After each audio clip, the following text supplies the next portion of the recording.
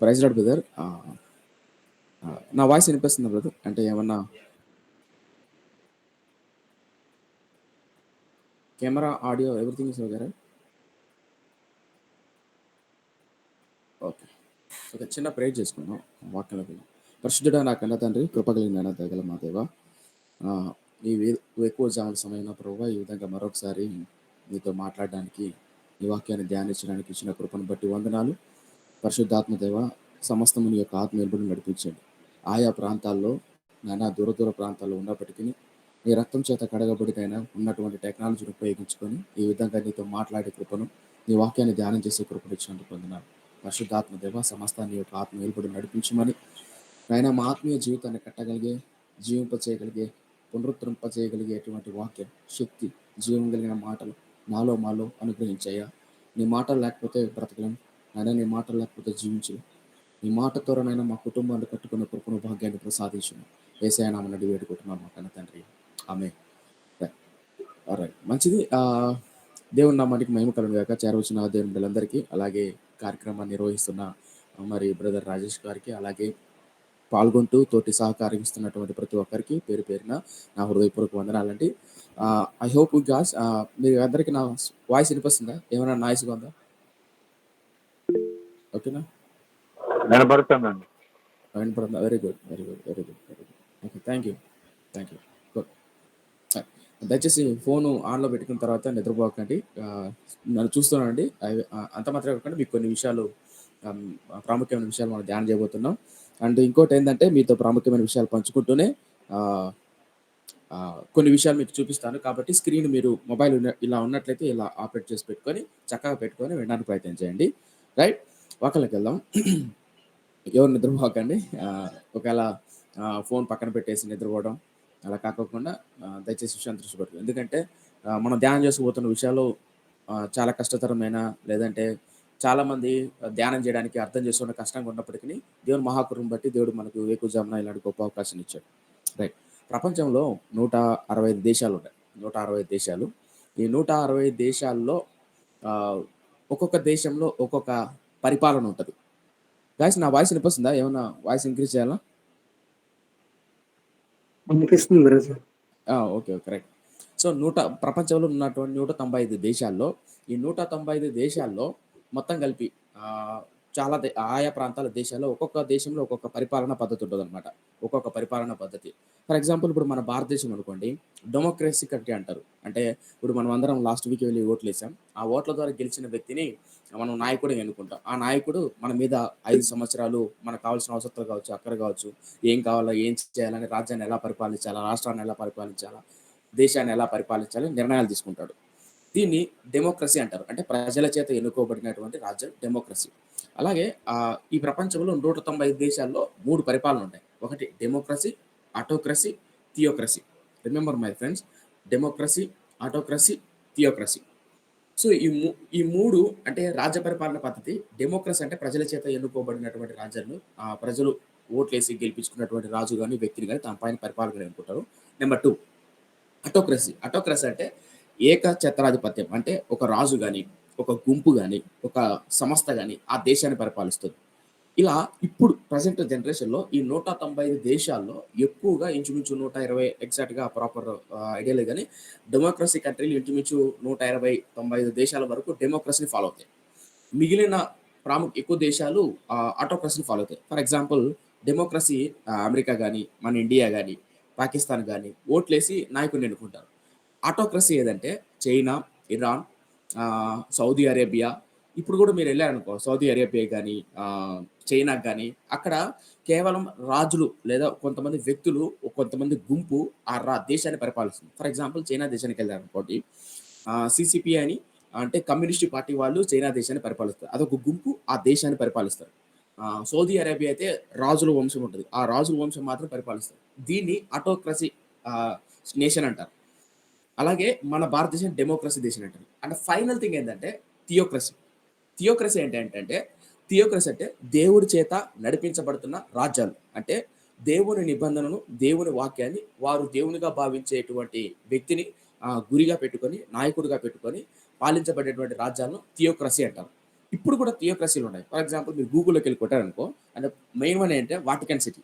Vatican city తర్వాత Iran గాని, తర్వాత సౌదీ అరేబియా గాని, కువైట్ గాని. అంటే నేను ఇందాక చెప్పా కదా సౌదీ అరేబియా అని. యెస్. అలాగే ఇరాన్ గాని ముస్లిమ్స్ కంట్రీస్. ఎందుకంటే వాళ్ళ రాజ్య పరిపాలన పద్ధతి ఎలా ఉంటదంటే, వాళ్ళు ఖురాన్‌ను బేస్ చేసుకొని రాజ్య పరిపాలన పద్ధతి అనేది చెల్లించబడతది. ఇప్పుడు మన భారతదేశం యొక్క రాజ్య పరిపాలన ఎలా ఉంటదంటే, డాక్టర్ బిఆర్ అంబేద్కర్ రాసినటువంటి రాజ్యాంగాన్ని, ఆ పద్ధతిని అనుసరించి ఎన్నికలు గాని, రాజ్యాంగాన్ని, నాయకులు గాని ఇలా జరిగించబడుతుంది. అలా ఒక్కొక్క దేశంలో డెమోక్రసీ, ఆటోక్రసీ, థియోక్రసీ ఉంటాయి. అయితే ఇప్పుడు ఈ 3 విషయాలు ఎందుకు చెప్పానంటే, దేవుని మహాకృపను బట్టి గతించిన కాలంలో దేవుడు ఇశ్రాయేలు ప్రజలు అనగా దేవుని జాతిని ఇశ్రాయేలు ప్రజలు దేవుడు ఎలా నడిపించాలనుకున్నాడంటే, తానుగా తాను నాయకుడై ఉండి, తానే వాళ్ళ నాయకుడుగా, తానే ఒక రాజుగా ఉండి, తన ప్రజలను నడిపించాలనుకున్నాడు. ఏదైనా తోటలో ఆదామును అవ్వను సృష్టించిన తర్వాత చల్లని పూట వచ్చి వాళ్ళతో మాట్లాడుతూ, వారికి కావాల్సిన అక్కరలు వాళ్ళతో మాట్లాడుతూ, వాళ్ళకి తీరుస్తూ ఉండేవాడు. కాలం మారుతున్న కొద్దీ దేవుడు నాయకులను, ప్రధాన యాజకులను ఎన్నుకున్నాడు. కాలం మారుతున్న కొద్దీ దేవుడు మోషే లాంటి నాయకుడిని ఎన్నుకున్నాడు. ప్రధాన యాజకుడైన అహరోను అతని సంతానాన్ని ఎన్నుకున్నాడు. అలా కాలం మారుతున్న కొద్దీ యెహోషువను న్యాయకులను ఎన్నుకున్నాడు. ఆ తర్వాత న్యాయాధిపతులను ఎన్నుకున్నాడు. అయితే న్యాయాధిపతుల చిట్ట చివరి న్యాయాధిపతి సమీర్. అయితే కాలం మారుతున్న కొద్దీ ఈ న్యాయాధిపతులు కావచ్చు, నాయకులు కావచ్చు, ప్రధాన యాజకులు కావచ్చు, వీళ్ళందరూ వీళ్ళందరూ దేవుడి ఆత్మ నడిపింపు ప్రకారం వెళ్ళేవారు. బెస్ట్ ఎగ్జాంపుల్ ఎర్ర సముద్రం అడ్డొచ్చింది. వెనకాల వెనకాల ఫరో సైన్యం ఉంది. ఇప్పుడు మోసే నాయకుడు. ఆ టైంలో మోసే ఏం చేశాడు? ప్రార్థన చేశాడు. అప్పుడు ప్రభు ఏమన్నాడు? "మోసే ఎందుకు మొరపెడుతున్నావు? సాగుము" అంటాడు. లేదా "ముందుకు వెళ్ళుము, మౌనంగా ఉండి చూడుము" అనే పదాలు దేవుడు తన వాక్యం ద్వారా మాట్లాడతాడు మోసే. అప్పుడు మోసే ఆ నడిపింపు ప్రకారం తన ప్రజలను నడిపిస్తాడు. దీన్ని థియోక్రసీ అంటారు. అంటే దేవుని చేత నడిపించబడేటువంటి రాజ్యాలు కావచ్చు, ఒక గుంపును కావచ్చు, దాన్ని థియోక్రసీ అంటారు. అటోక్రసీ అంటే ఒక రాజు గాని, ఒక సంస్థ గాని, అది కమ్యూనిస్ట్ పార్టీ కావచ్చు, నాజీ పార్టీ కావచ్చు, ఇంతకుముందు ప్రాముఖ్యంగా 1990 వరకు అటోక్రసీ కింద ఎక్కువ రాజ్యాలుండేవి. ఫ్రాన్స్ గావచ్చు, రష్యా గావచ్చు, ఇవన్నీ ఎక్కువగా ఉండేవి. ఇప్పటికి కూడా మనం చూస్తుంటాం న్యూస్‌లో పుతూన్ అని మెయిన్ ఆటోక్రసీ కింద నార్త్ కొరియా, కిమ్ అనే ఒక వ్యక్తి గురించి మీరు వినే ఉంటారు. నార్త్ కొరియా వీళ్ళందరూ ఆటోక్రసీ కిందకొస్తారు. అంటే ఒక వ్యక్తి, ఆ వ్యక్తి కుటుంబం దేశాన్ని, రాజ్యాన్ని పరిపాలిస్తారు.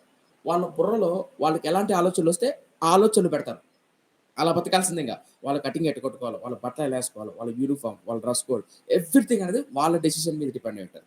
ఇప్పుడు ఇదంతా ఎందుకు చెప్పానంటే, ఇశ్రాయేలు ప్రజలకు డెమోక్రసీని ఇవ్వాలని గాని, ఆటోక్రసీని ఇవ్వాలని గాని, దేవుడు వాళ్ళకి అలా చేయాలని గాని దేవునికి ఇష్టం లేదు.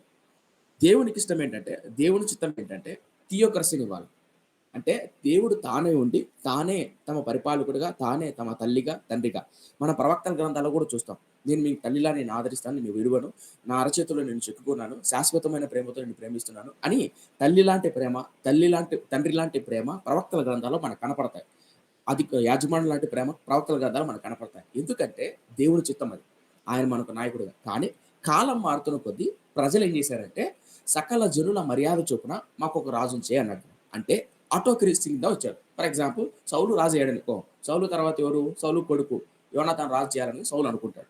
దావీదు తర్వాత దావీదు కొడుకులు, తర్వాత రెహబాము, యరొబాము ఇలా రాజుల తర్వాత రాజులు వీళ్ళే పరిపాలించుకుంటూ వచ్చారు. దీన్ని ఆటోక్రసీ అంటారు.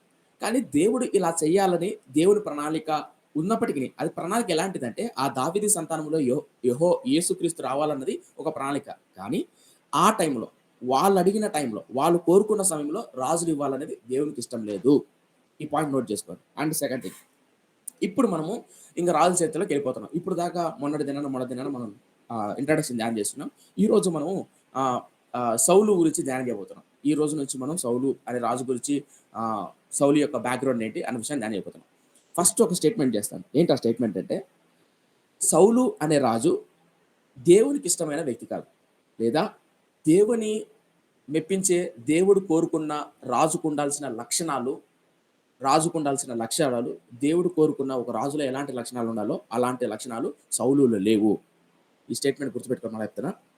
సౌలు అనే వ్యక్తిలో ఎవరికైనా డౌట్లు ఉంటే సరే లాస్ట్‌లో కూడా మీరు డౌట్లు అడగొచ్చు. No problem. సౌలు అనే రాజులో, సౌలు అనే వ్యక్తిలో దేవుడు కోరుకున్న రాజు లక్షణాలు సౌలులో లేవు. ఇది ఫస్ట్ స్టేట్మెంట్. అదేంటన్నా అంత మాట అన్నావు? రాజు కావాల్సిన లక్షణాలు సౌలులో లేనప్పుడు సమూయేలు ప్రవక్త ద్వారా దేవుడు చెప్పాడు గదా! సమూయేలు ప్రవక్త ద్వారా దేవుడే సాక్షాత్తు సౌలుని ఎన్నుకున్నాడు గదా! మళ్ళా ఏంటి రాజు కావాల్సిన లక్షణాలు లేవు అని అన్నావంటే ఎస్, నిజంగానే దేవుడు కోరుకున్న, దేవుడు ఆశపడ్డ, రాజుకు ఉండాల్సినటువంటి, ఇస్రాయేలు ప్రజలు పరిపాలించాల్సినటువంటి రాజుకు ఉండాల్సిన లక్షణాలు సౌలులో లేవు. అయినా సౌలుని ఎన్నుకున్నాడు. ఎందుకు అనేది ఈరోజు ధ్యానం చెబుతాం. ఆ పాయింట్ నోట్ చేసుకునే ప్రయత్నం చేయండి. సౌలులో సౌలులో రాజుకు ఉండాల్సినటువంటి లక్షణాలు లేవు. అయినప్పటికీ దేవుడు సౌలుని ఎన్నుకున్నాడు. కారణం ఏంటి? మీరు ఈ స్టేట్మెంట్ చేశారు కదనా, ఎలా చెప్తారన్నా అది వాస్తవం అని అంటే ఎస్, ఒక విషయం చూపిస్తుంది చూడండి. ఇదే విషయాన్ని సౌలు రాజైన 350 సంవత్సరాల తర్వాత ఒక ప్రవక్త సౌలును ఎన్నుకోవడం దేవునికి ఇష్టం లేదు, కానీ ఎన్నుకున్నాడు అనే పాయింట్ అంటాడు. ఒక మాట చెప్పాలంటే సౌలుని ఎన్నుకోవడానికి ఒక ప్రణాళిక ఉంది, లేదా సౌలుని ఎన్నుకోవాలని రాజుకు ఉండాల్సిన లక్షణాలు లేకపోయినప్పటికీ దేవుడు ఎన్నుకున్నాడు. దానికి కారణం ఏంటని సౌలు పరిపాలించిన 350 సంవత్సరాల తర్వాత ఒక ప్రవక్త తన ప్రవచనాల ద్వారా చెప్పాడు. ఒక చిన్న మాట చెప్పాలి. మీరు ఎవరైనా సరే ప్రవక్తల గ్రంథాలు మీరు అర్థం చేసుకోవాలంటే, ప్రవక్తల గ్రంథాలు కానీ ప్రవక్త వచనాలు కానీ మీరు అర్థం చేసుకోవాలంటే వాక్యాన్ని బాగా ధ్యానం చేయాలి. రాజు శక్తి మీకు బాగా అర్థమవుతాయి, వాక్యం మీకు బాగా అర్థమవుతుంది. కాబట్టి వాక్యాన్ని మిస్ అవ్వకండి, వీక్లీ అటెండ్ అవ్వడానికి ప్రయత్నం చేయండి. సో ఇప్పుడు సౌలు అనే రాజును ఎలా ఎన్నుకున్నాడు, ఏ ఉద్దేశంతో ఎన్నుకున్నాడు? నిజంగా రాజుకు ఉండాల్సిన లక్షణాలు, దేవుడు కోరుకున్న లక్షణాలు ఆ వ్యక్తిలో లేకపోయినా ఎన్నుకున్నాడు. ఎందుకు ఎన్నుకున్నాడు చూపిస్తా చూడండి. ఎవరు ఆ ప్రవక్త నాకు చెప్పిందంటే హోషేయ గ్రంథం 13వ అధ్యాయం. హోషేయ గ్రంథం 13వ అధ్యాయం నేను చూపిస్తాను. హోషేయ గ్రంథం 13వ అధ్యాయం. ఒకవేళ మీ చేతిలో బైబిల్ ఉన్నట్టయితే తీయండి. హోషేయ గ్రంథం 13వ అధ్యాయం. ఇంతకు హోషేయ ఎవరు, ఏ కాలానికి సంబంధించిన వాడు, ఎప్పుడు జరిగింది అన్న విషయం భవిష్యత్తులో రానున్న దినాల్లో మనం ధ్యానం చేయబోతాం. Don't worry. కానీ ఇప్పుడు మన సందర్భం వచ్చిన వాడు ఒక చిన్న మాట మీకు చూపిస్తాను. ఓకే,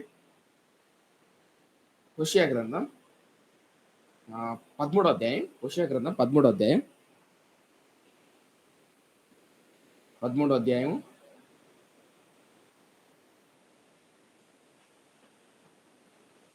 9వ వచనం. ఎస్, 9వ వచనం కనిపిస్తుందా అండి? యా. ఇశ్రాయేలు, నీ సహాయకర్తనగు నాకు నీవు విరోధివై నిన్ను నీవే నిర్మూలన చేసుకొనుచున్నావు.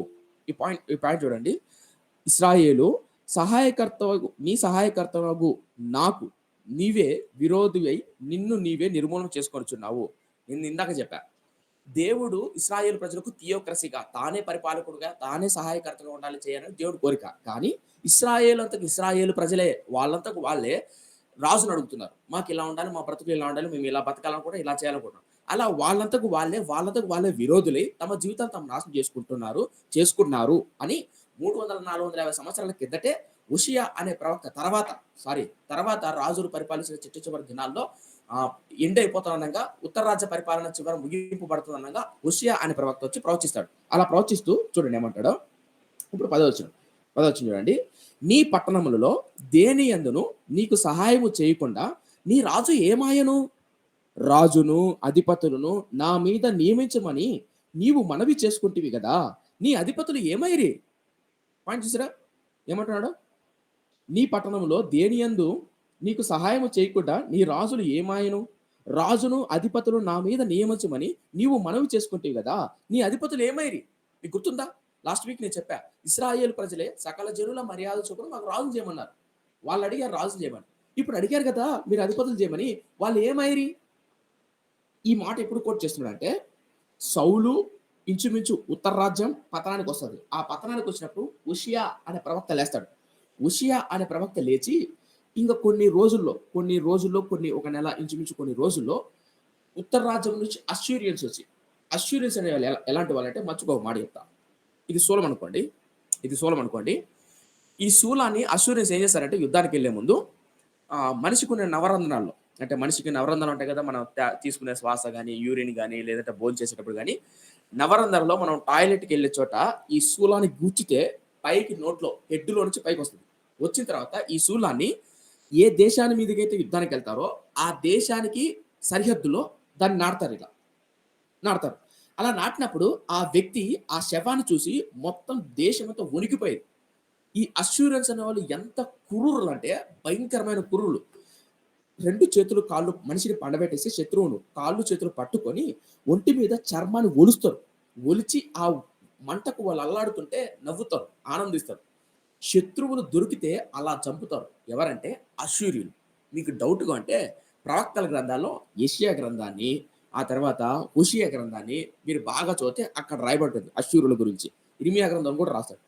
భవిష్యత్తులో వీటి గురించి ధ్యానం చేయబోతాం. ఇవి చాలా మందికి అర్థం కాదు. ఎందుకు అర్థం కావంటే రాజుల చరిత్ర అర్థమవుతది, అది అర్థమవుతుంది.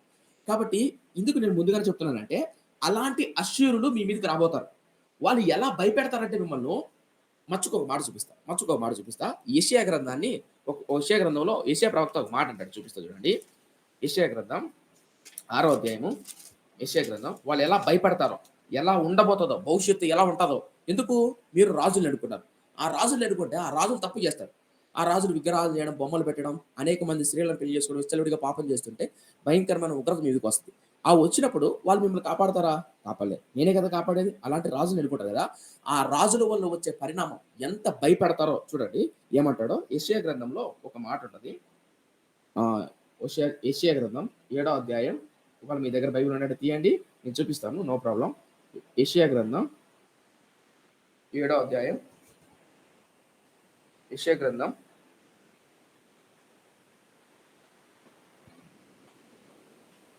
7వ అధ్యాయం.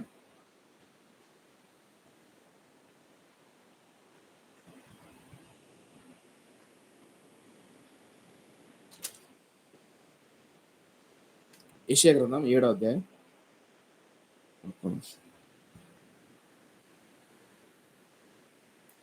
మొదటి వచనం చూపిస్తుంది చూడండి. మొదటి వచనం.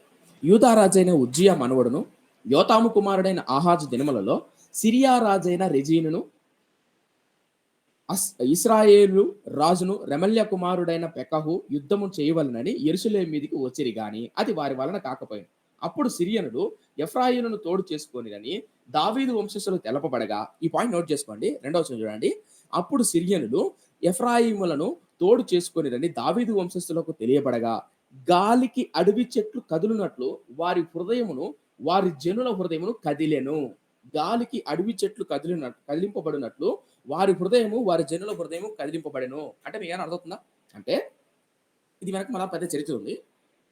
ఇతర రాజ్యం వాళ్ళు అనగా ఇశ్రాయేలు 10 గోత్రాల వాళ్ళు, సిరియనులు వీళ్ళిద్దరూ కలుసుకొని యూదా దేశం మీదకి వస్తారు యుద్ధానికి.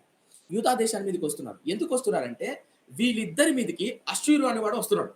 ఈ అష్షూరు అనేవాడు వీళ్ళిద్దరి మీదకి వస్తున్నాడు కాబట్టి వీళ్ళిద్దరు ఏం చేశారంటే యూదా రాజ్యానికి సహాయం అడుగుతారు. ఒరే యూదా, నువ్వు వచ్చి మాకు హెల్ప్ చేయి. మనం ముగ్గురం పోయి అష్షూరుతో గొడవ పడదాం. కానీ యూదా అనేవాడు వీళ్ళిద్దరితో గొడవకు రాడు. అంటే వీళ్ళిద్దరితో ఐక్యం చేసుకోడు. అప్పుడు వీడు మాతో కలవడా అని చెప్పేసి వీళ్ళిద్దరు ఏకమై వీడిని కొడతారు. వీడిని కొట్టడానికి వస్తారు.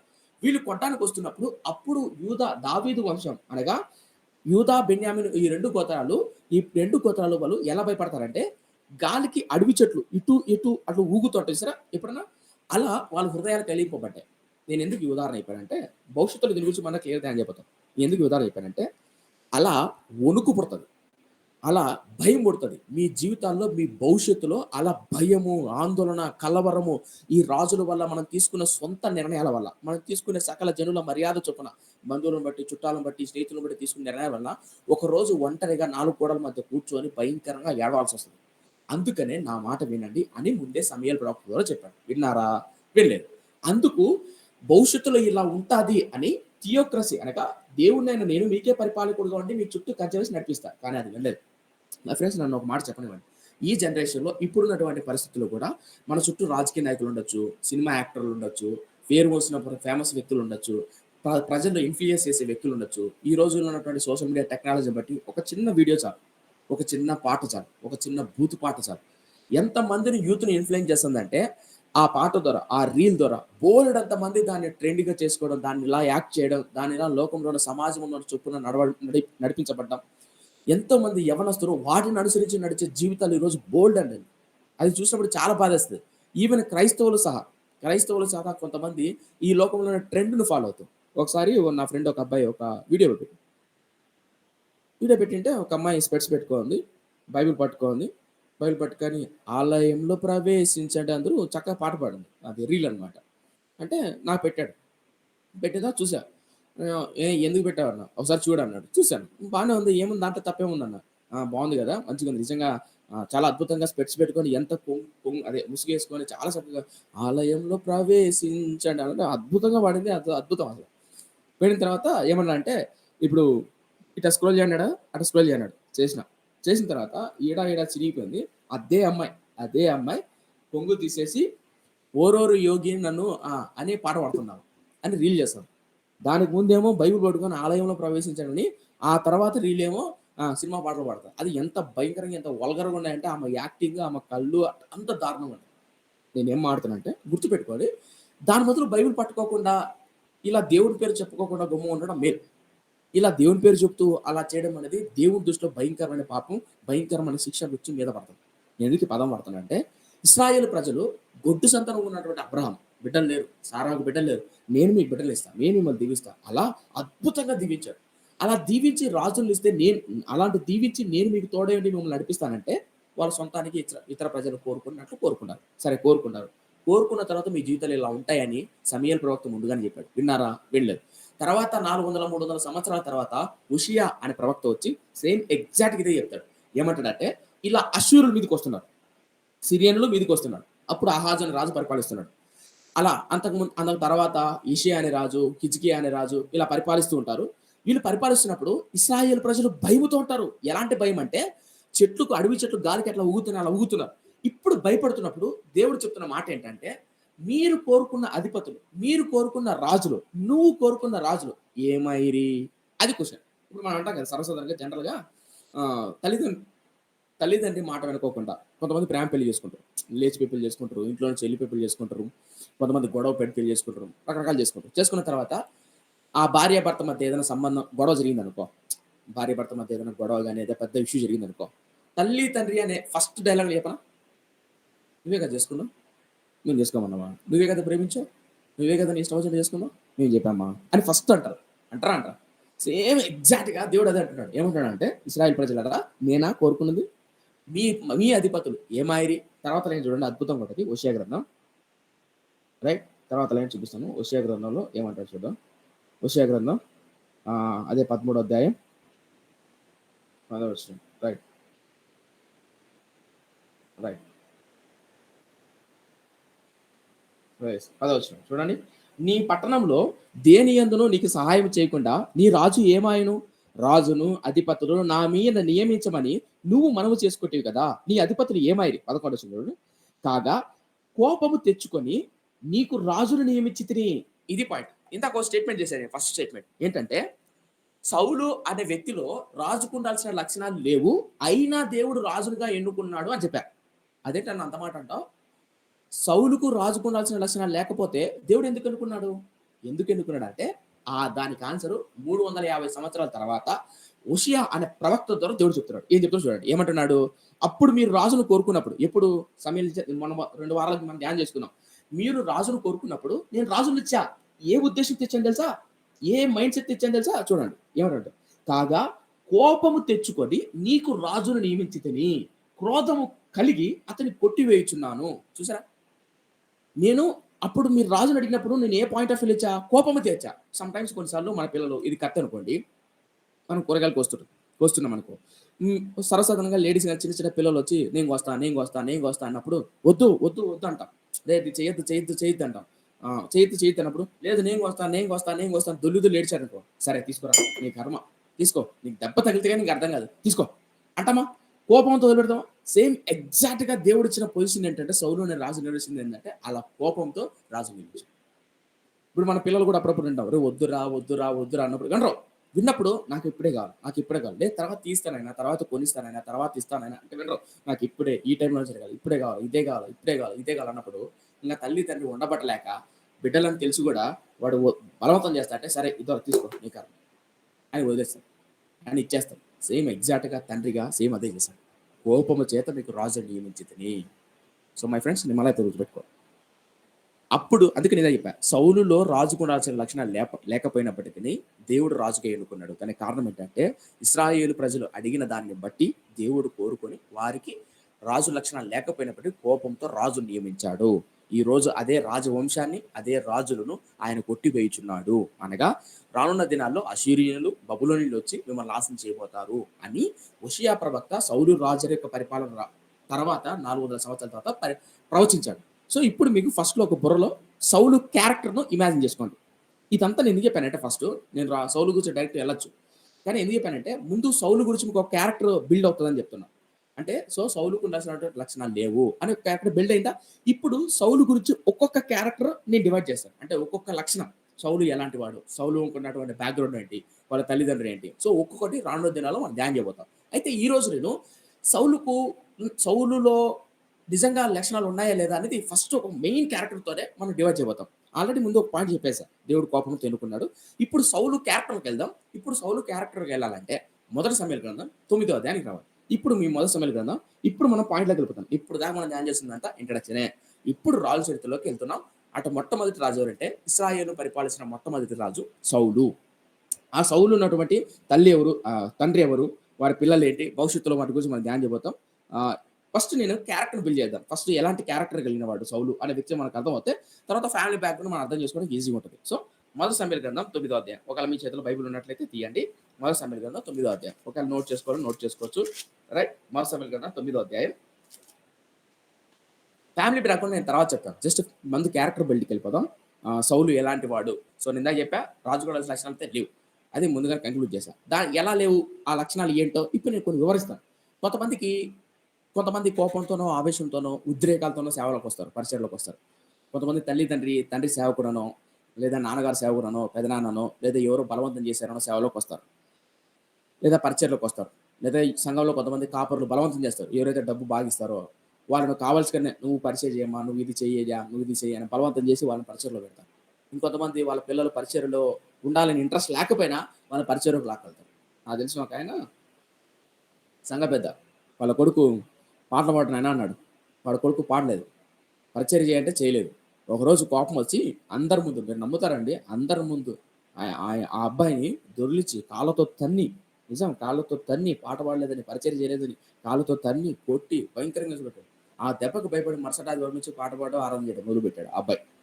అయితే ఒక 2-3 ఇయర్స్ తర్వాత పరిచర్లో అడ్రస్ లేడు ఆ అబ్బాయి. లోకములో పడిపోయి దిగజారిపోయి భయంకరమైన పాప ఊబిలో కూరుకున్నాడు. నేనేమంటానంటే మనుషులు బలవంతం చేస్తేనో మనుషులు బలవంతంగా తోస్తే వచ్చేది కాదు. అది కోపంతోనో అనర్థాలతో వచ్చేది కాదు. సో నేను అదే మాట్లాడతాను. ఏమంటే ఆ లక్షణాలు ఒకవేళ దేవుడు మనల్ని ఎన్నుకుంటే, దేవుడు మనల్ని కోరుకుంటే ఆ లక్షణాలు ప్రభు సన్నిధిలో గోచారి మనం తెచ్చుకోవాలి. ప్రభువుని అడగాలి. ప్రభువా నాకు అట్టి కృపని అడగాలి. కానీ సౌలులో మనకి ఏ క్వశ్చన్ ఆయన కనపడం. చూద్దాం. ఇప్పుడు నేను సౌలు గురించి నేను ధ్యానం చేయబోతున్నాను. మొదటి సమూయేలు గ్రంథం 9వ అధ్యాయం. మొదటి సమూయేలు గ్రంథం 9వ అధ్యాయం. మొదటి నుంచి కొన్ని వచనాలు చదువుదాం. ఒక 1 శామ్యూయల్ 9th చాప్టర్ వర్స్ 1. అఫియాకు పుట్టిన బెకోరోతు కుమారుడైన సెరోరుకు జననమైన అబియేలు కుమారుడకు కీషు అను బెన్యామీనుడు ఒకడు ఉండెను. కీషు భాగ్యవంతుడు ఒక బెన్యామీనుడు. మై ఫ్రెండ్స్ ఒక విషయం గుర్తుపెట్టుకోండి. బెన్యామీను గోత్రం ఈ గోత్రం గుర్తుపెట్టుకోండి. ఈ బెన్యామీను గోత్రం గురించి నెక్స్ట్ వీక్ దేవుడి చిత్తమై దీని గురించి మనం ధ్యానం చేయబోతాం. కీషు అనే భాగ్యవంతుడు అనగా సౌలు వాళ్ళ నాన్న పేరు కీషు. ఆ కీషు కొడుకే సౌలు. ఇప్పుడు రెండవ వచనం చూద్దాం. రెండవ వచనం. అతనికి సౌలు అనే కుమారుడు ఉండెను. అతడు బహు సౌందర్యం గల యవ్వనుడు. ఇశ్రాయేలులో అతని పాటి సుందరవంతుడు ఒకడును లేడు. అతడు భుజము మొదలుకొని ఇతరుల కంటే ఎత్తువాడు. రైట్. ఒక విషయం నేను చెప్పనివ్వండి. మీరు చాలా జాగ్రత్తగా వాక్యం ధ్యానం చేస్తే చాలా అద్భుతం అనిపిస్తుంది. ఏంటంటే సౌలు బెన్యామీను గోత్రానికి చెందినవాడు. దావీదు యూదా గోత్రానికి చెందినవాడు. సౌలు అనే వ్యక్తి తప్పిపోయిన గాడిదలు వెతకడానికి ప్రయత్నం చేస్తే లేదా గాడిదలు మేపేవాడైతే దావీదు అనేవాడు గొర్రెలు మేపే వ్యక్తి. సౌలు అనే వ్యక్తిని అందముతోనూ బాగా హైట్ కలిగినవాడు. కానీ దావీదు అనే వ్యక్తి ఇంటిలో చిన్నవాడు, పొట్టివాడు. ఎవరు? దావీదు అనే వ్యక్తి. ఇప్పుడు నేను కొన్ని విషయాలు మనం చూద్దాం. ఇలాంటి దావీదుని దేవుడు ఎన్నుకున్నాడు కదా. మీకు నేను కొన్ని విషయాలు చూపిస్తాను. ఒక నిమిషం, ఒక మ్యాప్ చూపిస్తాను.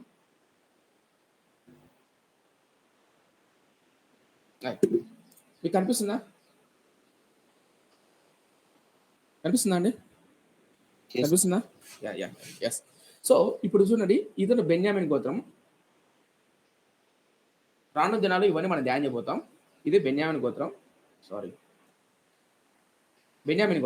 ఈ బెన్యామీను గోత్రంలో అబియేలు అనే ఒక ఆయన ఉంటాడు. ఆయనకి 2 కొడుకులు. కీషు, నేరు. ఈయన ఎందుకు మ్యాప్ చూపించానంటే, ఈ కీషు కొడుకే సౌలు.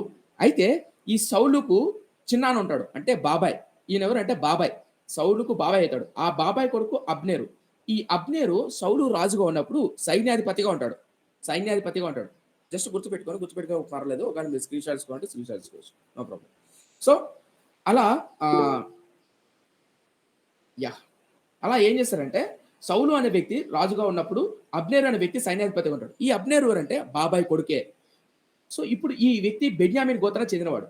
ఇప్పుడు మీకు ఓ విషయం చూపిస్తాను. జస్ట్ సింపుల్‌గా చూపిస్తాను. సో, ఈ రానున్న దినాల్లో మనం ఇలా దావీదు గురించి, సొలొమోను గురించి, రాజ్యం 2 భాగాలైపోవడం, రెహబాము, యెరోబాము గురించి, ఆ తర్వాత రెహబాము కొడుకులు, ఇది దక్షిణ రాజ్యం అంటారు, ఉత్తర రాజ్యం అంటారు. ఇదేంటి? ఈ విషయాలు మనం ధ్యానం చేయబోతాం. ఇందాక ఒక మాట చెప్పా. గుర్తుపెట్టుకోండి. ఇక్కడ ఇర్మియా ఉన్నాడు చూసారా? ఇర్మియా ఏ టైంలో వచ్చాడు? తర్వాత యెహెజ్కేలు ప్రవక్త. యెహెజ్కేలు పుస్తకాన్ని చాలా మంది చదువుతారు. కానీ అర్థం కాక చాలా మంది దాన్ని మానేసిన వాళ్ళు ఉండరు. యెహెజ్కేలు గ్రంథాన్ని చదువుతున్నప్పుడు నిద్ర వచ్చేది ఉంటది. కొంతమంది నిద్ర వస్తది. ఇర్మియా గ్రంథం కూడా కొంతమంది చదువుతుంటే నిద్ర వస్తది. అసలు అర్థం కాదు. ఆ తర్వాత దానియేలు ప్రవక్త గ్రంథం కావచ్చు, యెషయా గ్రంథం కావచ్చు, యెహెజ్కేలు గ్రంథం కావచ్చు. ఇర్మియా గ్రంథం చదువుతున్నప్పుడు కొత్తలో నేను కూడా దేవుడిని నమ్ముకున్నప్పుడు కొన్నిసార్లు నిద్ర వచ్చేది. ఎందుకో అర్థం కాదు.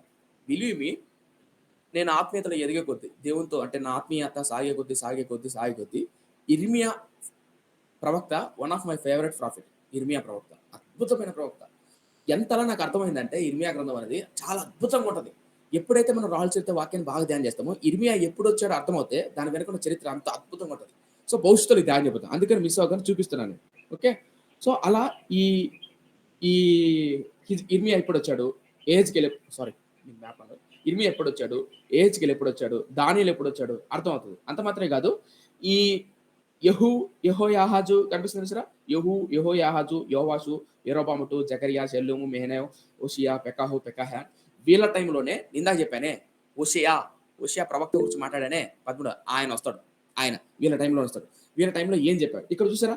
యెషయా ప్రవక్త ఎప్పుడొచ్చాడు? యెషయా ప్రవక్త ఆమోజు కొడుకు యెషయా. ఈ యెషయా ప్రవక్త ఎవరి గురించి ప్రవచించాడు? అర్థం అవ్వాలంటే ఉజ్జియా గురించి, యోతాము గురించి, ఆహాజు గురించి, హిజ్కియా గురించి అర్థం అవ్వాలి. అప్పుడు మాత్రమే యెషయా ప్రవక్త గురించి అర్థమవుతుంది. ఇవి అర్థం అవ్వాలంటే యెషయా ప్రవక్త 66 అధ్యాయాలు ఉంటాయి. 66 అధ్యాయాలు. సారీ మీకు కనపడలేదు కదా! క్షమించండి. ఇప్పుడు కనిపిస్తుందా? యెషయా. యాహ్! సారీ. ఈ యెషయా గ్రంథం చూసారా? ఈ యెషయా గురించి మీకు అర్థం అవ్వాలంటే, ఈ యెషయా ప్రవక్త గురించి మీకు అర్థం అవ్వాలంటే, ఈ రాజు గురించి, అమజ్యా గురించి అర్థం అవ్వాలి. అమజ్యా గురించి అర్థం అవ్వాలి. అమజ్యా గురించి, ఉజ్జియా గురించి, యోతాము గురించి, ఆహాజు గురించి, ఉజ్జియా గురించి వీళ్ళ గురించి అర్థమవుతే యెషయా ప్రవక్త రాసిన 66 పుస్తకాల బ్యాక్‌గ్రౌండ్ ఏంటి? దాని సందర్భం ఏంటి? దాని ఉద్దేశ్యం దాని వెనక ఉన్నటువంటి ఉద్దేశ్యం ఏంటి మీకు అర్థమవుతది. ఈ రాజుల గురించి అర్థం కాకపోకుండా ఉంటే గనక యెషయా ప్రవక్త గురించి అర్థం కాదు. నేను అందుకని చెప్పా. చాలా సార్లు కొన్నిసార్లు మనకు నిద్ర వస్తది. ప్రవక్తల గ్రంథాలు చదివినప్పుడు. అర్థం కాదు. ఎందుకు అర్థం కాదంటే ముందు మనకు ఆ చరిత్ర తెలీదు. ఇందాక చెప్పాను. యెషయా గ్రంథంలో 7 అధ్యాయంలో ఒక మాట చదివించా. అక్కడ ఆహాజు అనే రాజు ఉంటాడు. ఇతడు ఉంటాడు. ఆహాజు అని రాజు. ఈ రాజు ఉంటాడు. ఈ రాజు పరిపాలిస్తున్నప్పుడు సిరియనులు ఉత్తర రాజ్యంలో ఉన్నటువంటి 10 గోత్రాల వాళ్ళు యుద్ధానికి వస్తారు ఈయన మీదకి. యుద్ధానికి వచ్చినప్పుడు భయపడిపోతాడు. అలా భయపడిపోయినప్పుడు యెషయా ప్రవక్త దగ్గరికి వస్తాడు. యెషయా ప్రవక్త దగ్గర. అప్పుడు యెషయా ప్రవక్త ప్రవచించిన ప్రవచనాలే 7 అధ్యాయము. ఆ 7 అధ్యాయంలోనే కన్యక గర్భవతి కుమారుని కనును అనే పదాన్ని ప్రవచనం అక్కడ రాయబడి ఉంటది. మీరు వీలైతే తర్వాత చదివినప్పుడు చదువుకోండి. రైట్?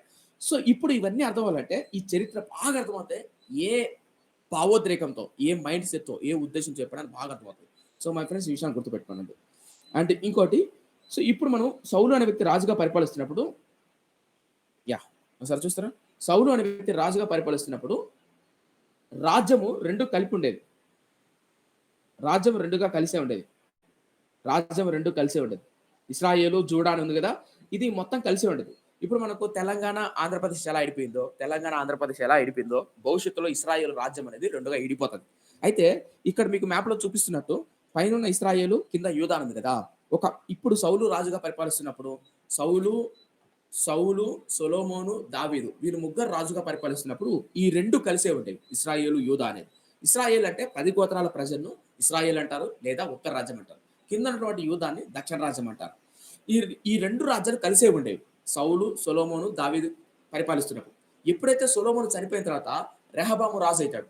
రెహబాము రాజు అయినప్పుడు రాజ్యం 2 ముక్కలైపోతుంది. బెస్ట్ ఎగ్జాంపుల్ చెప్పాలంటే వైఎస్ రాజశేఖర రెడ్డి గారు చనిపోయిన తర్వాత మన ఆంధ్రప్రదేశ్ ఏ విధంగా అయితే తెలంగాణ, ఆంధ్రప్రదేశ్ విడిపోయాయో అలా సొలొమోను చనిపోయిన తర్వాత రెహబాము రాజు అయితానే ఇశ్రాయేల్ రాజ్యం అనేది 2 ముక్కలైపోయింది. అర్థమైందా? సో ఈ విషయం గుర్తుపెట్టి అప్పుడు ఈ రాజులు 2 ముక్కలు అయిపోతాయి. అప్పుడు ఇంకా భయంకరమైన పాపం గుండా, అవిధేయత గుండా, భయంకరమైన ఉగ్రత గుండా వెళ్ళిపోతారు ప్రజలు, ఇశ్రాయేలు ప్రజలు. అప్పుడు దేవుడు తన ప్రవక్తలను, చాలా మంది ప్రవక్తలను ఉత్తర రాజ్యానికి పంపిస్తాడు. మన భాషలో అర్థం అవ్వాలంటే తెలంగాణకు పంపిస్తాడు. తెలంగాణలో కొంతమంది ప్రవక్తలు లేపుతాడు. ఆంధ్రప్రదేశ్‌లో కొంతమంది ప్రవక్తలు లేపుతాడు. అయినా తెలంగాణ పరిపాలిస్తున్న రాజులు, ఆంధ్రప్రదేశ్ పరిపాలిస్తున్న రాజులు. అంటే ఆ తప్పుగా అపార్థం చేసుకోకండి సుమా. ఉత్తర రాజ్యం అనగా ఇశ్రాయేల్ రాజ్యానికి, ఇదో మీకు కనిపిస్తుంది చూసారా? ఇశ్రాయేల్ రాజ్యానికి, దీన్ని కాసేపు తెలంగాణ అనుకోండి. దీన్ని తెలంగాణ అనుకోండి. దీన్ని ఆంధ్ర అనుకోండి. రైట్? సో ఇలా ఉత్తర రాజ్యానికి, ఈ దక్షిణ రాజ్యానికి ప్రవక్తలు పంపించేవాడు. వాళ్ళు తప్పు చేస్తే వాళ్ళు హెచ్చరించేవాడు, గద్దించేవాడు. సో ఇవన్నీ నేను రానున్న దినాల్లో ధ్యానం చేయబోతాను. ఇప్పుడు దాకా నేను చెప్పింది ఏంటంటే, కేవలం భవిష్యత్తులో ఎలా ఉండబోతుందో, ఏం ధ్యానం చేయబోతున్నామో అన్న విషయాన్ని నేను బిల్డ్ చేశా. సో అర్థమవుతుందా? సో కాబట్టి మిస్ అవ్వకండి. ఇవన్నీ అర్థం అవ్వాలంటే వీక్లీ మనం ధ్యానం చేసుకుని రాళ్ళు చరిత్ర కావచ్చు, ఈ విషయాలు కానీ మీకు అర్థమవుతాయి. అంత మాత్రమే కాదు, మధ్య మధ్యలో ప్రవక్తల గురించి కూడా మనకి ఎంటర్ అవుతుంది. దావీదు ఏ టైంలో కీర్తన రాశాడు, ఎప్పుడు రాశాడు, ఎలాంటి ఉద్దేశంతో రాశాడు, ఎలాంటి మైండ్ సెట్తో రాశాడు. ఇప్పుడు మిమ్మల్ని ఒక మాట అడుగుతాను. జనరల్‌గా మనం ప్రేయర్ చేసేటప్పుడు డిఫరెంట్ సిట్యుయేషన్స్ కూడా మనం వెళ్తూ ఉంటాం ప్రేయర్ చేసేటప్పుడు. బాధలో కొన్ని ప్రేయర్స్ వస్తాయి. కన్నీటిలో భర్త తిడుతున్నప్పుడు, భార్య తిడుతున్నప్పుడు, పెళ్లి కానప్పుడు, బంధువులందరూ అవమానిస్తున్నప్పుడు, డిఫరెంట్ కేటగిరీస్ ఉంటాయన్నమాట. ఆ టైంలో వచ్చే వేదన, బాధ, కన్నీరు అంత బాధలో ఉంటది. ఆర్థిక ఇబ్బందులు వెళ్తున్నప్పుడు ఒక ప్రేయర్ ఉంటది. భార్య మొఖాన్ని తిడుతున్నప్పుడు ఒక ప్రేయర్ ఉంటది. భర్త వేధిస్తున్నప్పుడు ఒక ప్రేయర్ ఉంటది. అంటే ఒక ప్రేయర్ అంటే నా మీనింగ్ ఏంటంటే అప్పుడొచ్చే ఆక్రందన, ఏమంటారు, ఆవేదన డిఫరెంట్‌గా ఉంటది. ఇప్పుడు నా ప్రశ్న ఏంటంటే, దావీదు ఇంచుమించు 73 కీర్తనలు రాశాడు. 73 కీర్తనల్లో ఏ కైండ్ ఆఫ్ ఇంటెన్సిటీతో రాశాడు? నా పాయింట్ మీకు అర్థమవుతుందా? ఇందాక చెప్పా. నేను గాని, మీరు గాని ప్రేయర్ చేసేటప్పుడు సమ్ ఇంటెన్షన్ అంటే మనలో ఉన్న ఫీలింగ్స్, మనలో ఉన్న భావోద్రేకం మనల్ని లీడ్ చేస్తాయి. ఆ బాధ, ఆ వేదన మన ప్రభు దగ్గర నడిపిస్తాయి. కొన్నిసార్లు ఆనందంతో కూడా ప్రభువుని స్తుతిస్తాం. అయ్యా ఆనందం, స్తోత్రమయ్యా, ఇది అనుకూలత నా జీవితంలో జరుగుతుంది. నా అనుకూలత ఇలా దీవిస్తావని అని కొంతమంది ఆనందంతో కీర్తనలు రాస్తారు. ఆనందంతో ప్రభువుని మనం కూడా స్తుతిస్తాం. సమ్‌టైమ్స్ మనకు తెలియని ఉద్రేకాలు గుండా వెళ్తున్నప్పుడు బాధలో వెళ్తాం. ఆ బాధను బట్టి మన ప్రార్థన ఆధారపడి ఉంటది. నువ్వు ఎంత డెప్త్‌గా కన్నీరుకెళ్తావో, ఎంతగా నిన్ను అందరూ అవమానిస్తారో, అప్పుడు అంతగా నువ్వు నలిగిపోతావు. అంతగా కురిగిపోతావు. అంతగా నలిగిపోతావు. ఆ ప్రేయర్ ఎలా ఉంటదంటే, నీకొచ్చే సాటిస్ఫాక్షన్ అంత బిల్డ్ చేస్తదది. అలాగే దావీదు రాసిన 73 కీర్తనల్లో చాలా కీర్తనలు మనం ఈ రాజుల చరిత్రలో ధ్యానం చేయబోతున్నాం. దావీదు ఏ టైంలో ఆ కీర్తన రాసాడు? ఎలాంటి టైంలో ఆ కీర్తన వచ్చుంటుంది? ఎంత బాధతో వచ్చుంటుంది? ఫర్ ఎగ్జాంపుల్ దావీదు 23 కీర్తన రాసాడు కదా! యెహోవా నా కాపరి, నాకు లేమి కలగదని. ఎప్పుడు రాసుంటాడది? రాజు కాకముందా? రాజు అయిన తర్వాతనా? మామ తరుముతున్నప్పుడా? అబ్షాలోము తరుముతున్నప్పుడా? మీకు తెలుసా? ఇలా దావీదు జీవితాన్ని 4 ముక్కలు చేయొచ్చు. ఈ 4 ముక్కలు అనగా 4 భాగాల్లో ఏ టైంలో దావీదు రాసుంటాడు? ఫర్ ఎగ్జాంపుల్ మీకు అర్థం చెప్పాలంటే, సంజీవ్ అన్న నువ్వు మారుమనసు పొందింది ఎప్పుడంటే, నేను ఒక కాలేజ్ అబ్బాయిగా చదువుతున్నప్పుడు, నేను సివిల్స్ చదువుతున్నప్పుడు, ఆహ్, కాలేజ్ అబ్బాయిగా యవ్వనస్తుల 18 ఏట నేను చదువుతున్నప్పుడు మారుమనసు పొందా. 18 ఏట నా ప్రేయర్‌కు, 20 సంవత్సరాల వయసులో నా ప్రేయర్‌కు, ఇప్పుడు 25 ఏళ్ళు, 27 ఏళ్ల వయసులో నా ప్రేయర్‌కు చాలా డిఫరెంట్ ఉంటది. డిఫరెంట్ ఉంటది. అప్పుడున్న కోరికలకు, ఇప్పుడు కాలం మారుతున్న కొద్దీ భర్త వేధిస్తున్నప్పుడు, సో, ఆ టైమ్ పీరియడ్ అనేది, ఆ టైమ్ పీరియడ్‌లో మనకొచ్చే ప్రేయర్, ఆ స్పిరిచ్యువల్ కన్వీనియన్స్ కావచ్చు, డిప్రెషన్ కావచ్చు, ఫీలింగ్స్ కావచ్చు వేరుగా ఉంటది. దావీదు 73 కీర్తనలో ఎలాంటి ఫీలింగ్స్‌లో, ఎలాంటి ఒత్తిడిలో రాశాడు. ఇవన్నీ రాజుగా ధ్యానం చేయబోతున్నాం. ఇదంతా ఏం చెప్పానంటే, మిస్ అవ్వకోకుండా ఎవరైతే ఇప్పుడు 24 మెంబర్స్ చూస్తున్నారో, సో, భవిష్యత్తులో మీరు మిస్ అవ్వకోకుండా ఉండాలంటే, so, every week Monday, Tuesday లేదా మండే, సో, ఈ విషయాలు మనం ధ్యానం చేయబోతున్నాం. సో, మీకు అప్డేట్ చేస్తారు బ్రదర్. సో, కాబట్టి ఈ విషయాన్ని మర్చిపోకండి. ఓకే. రైట్? ఈ విషయం మర్చిపోకండి. సో, ఇప్పుడు come to the point. So, సౌలు నేను ఇందాక చెప్పా. సౌలుకు ఉండాల్సిన లక్షణాలు ఒక్కటి కూడా లేవు. ఎందుకు లేవంటే, కోపంతో దేవుడు ఎన్నుకున్నాడు. ఎవరిని? సౌలును. నిజంగా రాజుకు ఉండాల్సిన లక్షణాలు లేవు. అతి ప్రాముఖ్యమైన విషయాన్ని ఒకటి చూపిస్తాను. నాకిక్కడ సౌలు మీద బాగా కోపం అనిపించింది. మీకెందుకన్నా కోపం అంటారేమో. చూపిస్తా చూడండి. మీకు కూడా కోపం వస్తుంది. సౌలును చూసినప్పుడు ఇశ్రాయేలు రాజ్యంలో ఉన్నాడు. ఇశ్రాయేలు ప్రజల్లో ఉన్నాడు. 12 గోత్రాల ప్రజలు ఉన్నారు. న్యాయాధిపతులు ఉన్నారు. ఈ న్యాయాధిపతులు, ఇశ్రాయేలు ప్రజలు, ఇంతమంది ప్రజలు ఉన్నారు. ఇంతమంది ప్రజల్లో ఒక ధనవంతుని కొడుకు ఎవరంటే సౌలు. కీషు ఒక ధనవంతుడు. ఆ ధనవంతుడి కొడుకు సౌలు. కానీ సౌలు అంత ధనవంతుడై ఉండి ఇంచుమించు 40 ఏళ్ళు సుమా. అప్పుడు సౌలుకు 40 ఏళ్ళు, 40 ఇయర్స్ సౌలుకు. 40 సంవత్సరాల వయసు కలిగిన సౌలుకు ఎలాంటి మైండ్ సెట్ తెలుసా? ఇప్పుడు ఒక వచనం చూపిస్తాడండి. బాగా కోపపడుతుంది. మొదటి సమయంలో కన్నా చూపిస్తాడు. ఇది ఒక్క పాయింట్ చూడండి. నాకెందుకో సౌలు ఇక్కడ నిజంగా సౌలులో ఆ క్యారెక్టర్, దేవుడు ఆశించిన, దేవుడు ఎన్నుకున్న లక్షణాలు కానీ నాకు అనిపించట చూడకాలంటే. అంటే రాజుగా కోరుకున్నటువంటి లక్షణాలు సౌలులో కనపడవు. చూడండి కావాలి చూపిస్తాను. మొదటి సమూయేలు గ్రంథం 9వ అధ్యాయము 9వ అధ్యాయము 9వ అధ్యాయము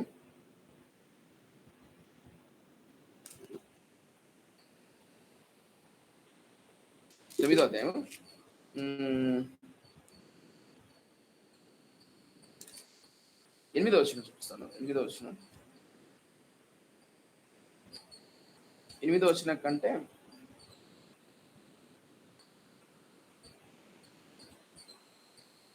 6వ వచనం 6వ వచనం మొదటి సమూయేలు గ్రంథం 9వ అధ్యాయం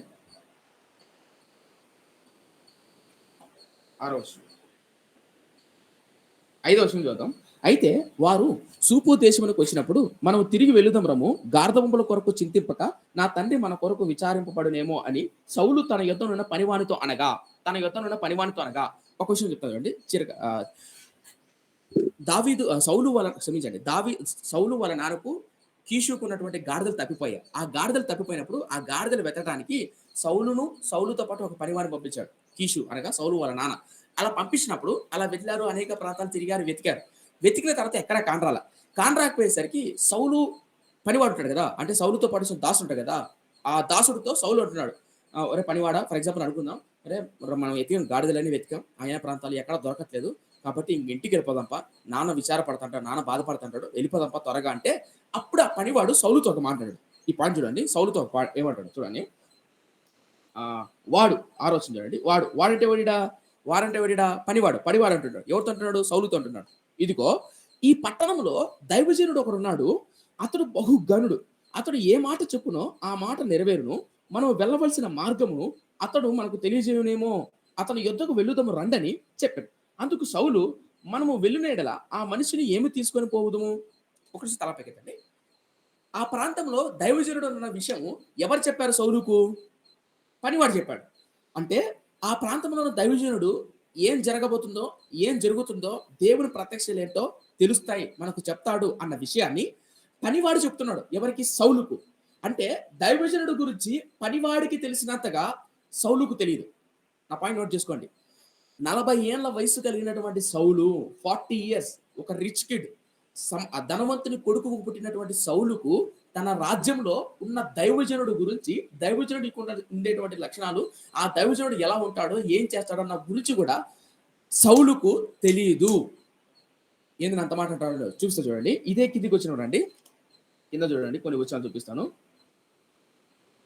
9వ వచనం అండి. ఇప్పుడు ప్రవక్త అనే పేరు ఉండిన పూర్వమందు దీర్ఘదర్శి అని అనిపించుకున్నాను. పూర్వం ఇశ్రాయేలులో దేవుని యొద్ద విచారణ చేయుటకై ఒకడు బయలుదేరిన ఎడల మనము దీర్ఘదర్శి యొద్దకు పోదుము రండిని జనులు చెప్పుకుంటా వాడుక. సౌలు ఏమంటాడు చూడండి. ఇప్పుడు సౌలు ఏమంటాడు? నీ మాట మంచిది, వెళుదాం రమ్మనగా. సో ఇదంతా పనివాడు చెప్పాడు. అయ్యా, దీర్ఘదర్శి అనే వాళ్ళు ఉండేవాళ్ళు అయ్యా, ఇశ్రాయేలు రాజ్యంలో దీర్ఘదర్శులు అంటే వాళ్ళు గొప్పోళ్ళయ్యా, అనగా దేవుని చేత భవిష్యత్తులో జరగబోయే వాటిని, జరుగుతున్న వాటిని ప్రజలకు మధ్యగా ఉండి నడిపించేవాడయ్యా అని పనివాడు చెప్తున్నాడు. ఆ పనివాడు చెప్తుంటే సరే అయితే పద అంటున్నాడు. ఎవరు? సౌలు అంటున్నాడు. ధనవంతుడు కొడుక్కి 40 ఏళ్ళ వయసు కలిగినటువంటి ఈ సౌలుకు ధర్మశాస్త్రం గురించి కానీ, ఇశ్రాయేలు జాతిలో ఉన్నటువంటి ప్రధాన యాజకుడు, ప్రవక్త కానీ, సేవకుడు కానీ, అప్పుడు బహు బలంగా వాడబడుతున్నటువంటి సమూయేలు ప్రవక్త గురించి అసలు తెలుసా? ఎందుకు నేను ప్రశ్నిస్తున్నా అంటే, మనకు గుర్తుపెట్టుకోండి, ఇప్పుడు సమూయేలు వయసు వృద్ధుడు. మనం ముందు చదివాం, సమూయేలు వృద్ధుడు. సమూయేలు కొడుకులు తప్పు చేస్తేనే రాజు కావాలని అడిగారు. అయితే ఈ సమూయేలు వృద్ధుడై ఉన్నాడంటే, సమూయేలు బాల్యములోనే యెహోవా సమూయేలు అని 3 సార్లు యెహోవా స్వరాన్ని విన్నాడు. అంటే బాల్యము నుంచే యెహోవా స్వరాన్ని విని ఇశ్రాయేలు జాతిలో సమూయేలు అంటే ఎవరో చాలు అందరికి తెలుసు. అంత పవర్ఫుల్ పర్సన్ ఎవరు తెలుసా? సమూయేలు ప్రవక్త. సమూయేలు ప్రవక్త వస్తున్నాడంటే దేశాలు లేదా రాజులు లేదా అనేక కుటుంబాలు, గోత్రాలు, గోత్ర పెద్దలు ఉనికేవాళ్ళు. ఎవరు వస్తున్నారంటే సమూయేలు వస్తున్నాడంటే భవిష్యత్తులో చూస్తాము. అలాంటి సమూయేలు గురించి పనివాడికి తెలిసినంతగా సౌలుకు తెలియదు. మీకు నా పాయింట్ ఎంత అవుతుందా? ఇంకొక వచనం చూపిస్తాండి, ఇంకా మీకు క్లియర్ కట్ అవుతుంది. చూడండి. వారు దైవజనుడు ఊరికి పోయి, చూడండి 11 వచనం. వారు దైవజనుడు ఉండి ఊరికి పోయి, ఊరికి ఎక్కిపోవచ్చుండగా నీళ్లు చెదురుకొనుటకు వచ్చిన కన్యకలు తమ కనబడిన ఇక్కడ దీర్ఘదర్శి ఉన్నాడని వాళ్ళు అడిగారు. అడిగిన తర్వాత వాళ్ళు చెప్పారు, అయ్యా దీర్ఘదర్శి ఉన్నాడా అని అడిగితే, అయ్యా పలానా చోటు వస్తారు, పలానా రోజు వస్తాడు, మీరు వెళ్ళి చూడొచ్చయ్యా అని చెప్పారు. చెప్పిన తర్వాత ఇక్కడ సౌలు వెళ్తాడు. వెళ్ళిన తర్వాత ఏం జరిగిందో చూద్దాం. 15 వచ్చిన చూడండి. 15 వచ్చిన కంటే ఎస్. సౌలు 18వ వచనం. 18వ చూడండి. 18వ వచనం. సౌలు గవినియందు సమూయేలును కలుసుకొని ఇక్కడ పాయింట్ చూడండి. సౌలు గవినియందు, గవిని అంటే ఏం లేదు, ఊరి బయట మనకు గవుడులు ఉంటాయన్నమాట. అంటే పూర్వకాలంలో ఊరి బయట కూర్చొని ఊర్లో జరుగుతున్న రాజకీయాల గురించి, దాని గురించి, దేని గురించి మాట్లాడుకుంటాడు ఊరి బయట. అప్పుడప్పుడు ఏదైనా సమాచారం అందించాలి. ఇప్పుడు వాట్సాప్‌లు, ఫేస్‌బుక్‌లు అవి వచ్చాయి గానీ, అప్పట్లో ఏం చేసేవాళ్ళంటే పలక కొట్టి దండర వేసేవాళ్ళు. గుర్తుందా? అలా ఊరు బయట గవినికొచ్చి దండర వేసేవాళ్ళన్నమాట. అలా మీకు గుర్తుందో లేదో అబ్రహాము కూడా ఊరి బయట కూర్చోన్నప్పుడు, గవిని ఎదుట కూర్చోన్నప్పుడు ముగ్గురు వ్యక్తులొస్తారు. వాళ్ళకు పరిచర్య చేస్తాడు. అలా ఊరి గవిని ఎదుట ఉన్నప్పుడు సౌలు సమూయేలును చూస్తాడు. చూడండి ఏముంటదో అక్కడ. సౌలు గవినియందు సమూయేలును కలుసుకొని దీర్ఘదర్శినియులు ఏది, దయచేసి నాతో చెప్పమని అడగగా. ఆ పాయింట్ మీకు అర్థమవుతుందా? సౌలు అనే వ్యక్తి సమూయేలు దగ్గరకు వచ్చి దీర్ఘదర్శియులు ఏది, నాతో చెప్పవా అని అడుగుతున్నాడు. ఇప్పుడు మాట ఇక్కడ చూస్తున్న 20 మంది, 22 మంది నన్ను చూశారు. నా పేరు సంజీవ్ తేజ అని మీరు నన్ను చూశారు. చూసి నా దగ్గరకు వచ్చి బ్రదర్ సంజీవ్ తేజ అన్న ఎక్కడుంటారో చెప్తారా అని అడిగారు అనుకో, ఎలా ఉంటది? నా పాయింట్ మీకు అర్థమవుతుందా? ఇప్పుడున్న 22 మంది నేను సేవకుని గుర్తించి, దైవజనుని గుర్తించి వాక్యాన్ని వింటున్నారు. ఇలా వింటున్న మీరు తిరిగి మరలా నా దగ్గరకు వచ్చి అన్న సంజీవ్ అన్న ఎక్కడున్నాడు అని అడిగారు అనుకో, సంజీవ్ అన్న పాస్టర్ ఎక్కడున్నాడు అని అడిగారు అనుకో, ఎలా ఉంటది? ఎందుకు ఈ పాయింట్ చెప్పానంటే, సౌలు అనే వ్యక్తికి దీర్ఘదర్శి ఎవరో, సమూయేలు ప్రవక్త ఎలా ఉంటాడో, 40 సంవత్సరాలు ఒక ధనవంతుడు కొడుకై ఉండి కూడా తన దేశంలో, తన రాజ్యంలో, తన దేశం కొరకు, తన ప్రజల కొరకు కన్నీరు గాచి ప్రార్థన చేస్తున్న, బాల్యము నుంచి మండింపబడుతూ ప్రభు కొరకు వాడబడుతున్న సమూయేలు ప్రవక్త ఎలాంటి వాడో, ఎలా ఉంటాడో కూడా 40 ఏళ్ళు వయసు వస్తున్నా కూడా సౌలుకు తెలియదు.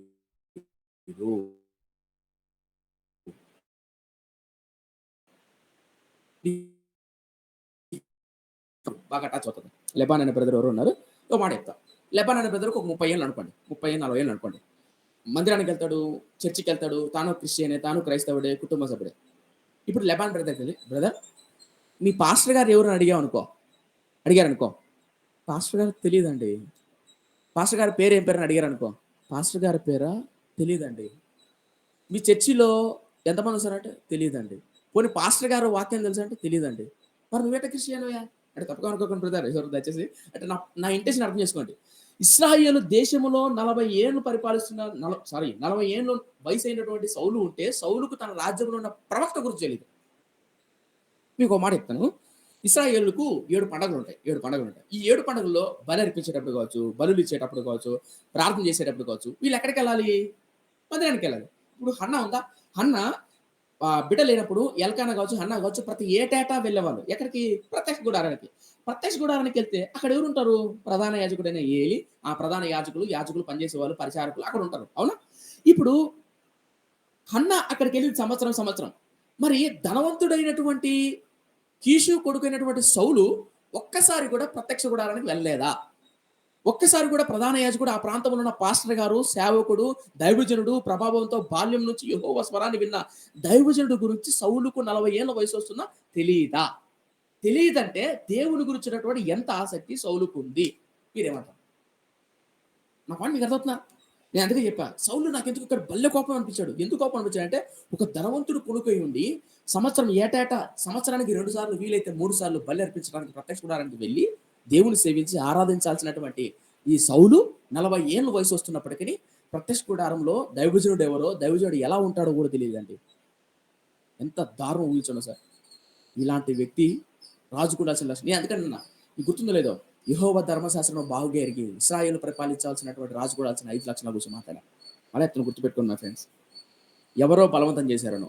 సేవకుడు అంటే కొంతమందికి ఈ రోజుల్లో ఇప్పుడున్న జనరేషన్లో సోషల్ మీడియాలో ఎక్కడో 4 కొటేషన్లు చదువుకొని వచ్చారు. 4 వాట్సాప్ స్టేటస్‌లో కొటేషన్ ఉంటుంది, అది చదువుకొని వస్తారు. కెమెరా ముందర పెట్టుకుంటారు. ఇంక మంచి టక్కు ఇన్‌షర్ట్ బాగా మేకప్ అయి రెడీ అయిపోయి, దేవుడు నిన్ను దీవించాలనుకుంటే ఏమవ్వాలో తెలుసునా అని చిన్న రీల్ చేసి అప్లోడ్ చేస్తాడు. వేల వ్యూస్. అంటే నేను తప్పు పట్టట్లేదు సుమా. అయితే నా పాయింట్ ఏంటంటే, దేవుడు తెలుసా? వాక్యం చదివారా? వాక్యం దేవుని హృదయం, దేవుని మనసు, దేవునితో వ్యక్తిగత సహవాసం ఉందా? దేవుడితో వ్యక్తిగత సహవాసం లేకుండా కెమెరా ముందుకొచ్చి, కెమెరా ముందు నిలబడుకొని రీల్ చేస్తూ సువార్త మంచిదే, తప్పులేదు. నేను తప్పు అంటాంలే సుమా. మొట్టమొదట నీ హృదయంతో వ్యక్తిగతంగా దేవునితో సహవాసం అటాచ్‌మెంట్ ఉందా?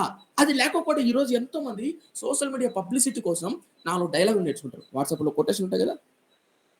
దేవుడిని ఎక్కువ ప్రేమిస్తున్నావు, మనుషులు ఎక్కువ ప్రేమిస్తున్నావు, ఎక్కడో చెప్పిన కొటేషన్లు కావచ్చు, పుస్తకాలు చదివిన విషయాలు కావచ్చు, అవి చదువుకొని వచ్చి కెమెరా ముందర పెట్టుకొని రీల్స్ చేస్తూ మాట్లాడుతున్నారు. ఏం చెప్పనా? రియాలిటీకి కెమెరా ముందు వాళ్ళ జీవితాలు అలా ఉంటాయి కానీ, కెమెరా వెనకాల ఎంత దారుణంగా, ఎంత సాక్ష్యాన్ని, జీవితాన్ని కోల్పోయిన వాళ్ళు ఎంతమంది ఉన్నారో అలా. ఎందుకు ఈ పదం వాడుతున్నానంటే, 40 ఏళ్ళు వయసు వచ్చినప్పటికి తన రాజ్యంలో అద్భుతమైనటువంటి సేవకుడు సమూయేలు అండి. సమూయేలు గురించి తెలీదండి సౌలుకు. పైగా ధనవంతుడు, ఒక పేదవాడు అనుకుందాం. పేదవాడు పాపం తన దగ్గర బలి ఇవ్వడానికి లేదన్నా, గొర్రెలు పొట్టేలు ఏమి లేవు, అందుకని పత్తి చూడడానికి వెళ్ళలేదేమో, అవమానానికి అనుకోవచ్చు. కానీ ధనవంతుడు, డబ్బున్న వ్యక్తి, ఎందుకు వెళ్ళలేదు? దేవుని మీద ఇంట్రెస్ట్ లేదా? ప్రత్యక్ష చూడడానికి వెళ్ళాడా? పోనీ వెళ్తే అనుకుందాం, లేదన్నా వెళ్ళి ఉంటాడన్నా, నువ్వేమన్నా చూసావా? సరే వెళ్ళాడే అనుకుందాం. వెళ్ళినప్పుడు అక్కడ సమూయేలు కనపడతాగా.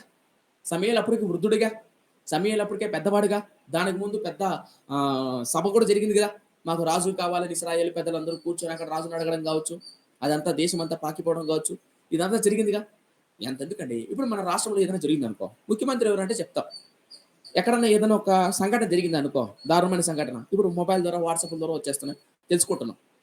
అలాంటిది ఆ కాలంలో నోటి మాట ద్వారా, సేవకుల ద్వారా, చుట్టుపక్కల ఉన్న వ్యక్తుల ద్వారా తెలిసేది. ఏంటి ఈ వ్యక్తి ఇలాంటిది. కానీ ఎందుకు సౌలు అనే వ్యక్తికి 40 ఏళ్ళ వయసు వస్తున్నా సమూయేలు ప్రవక్త గురించి తెలియదు?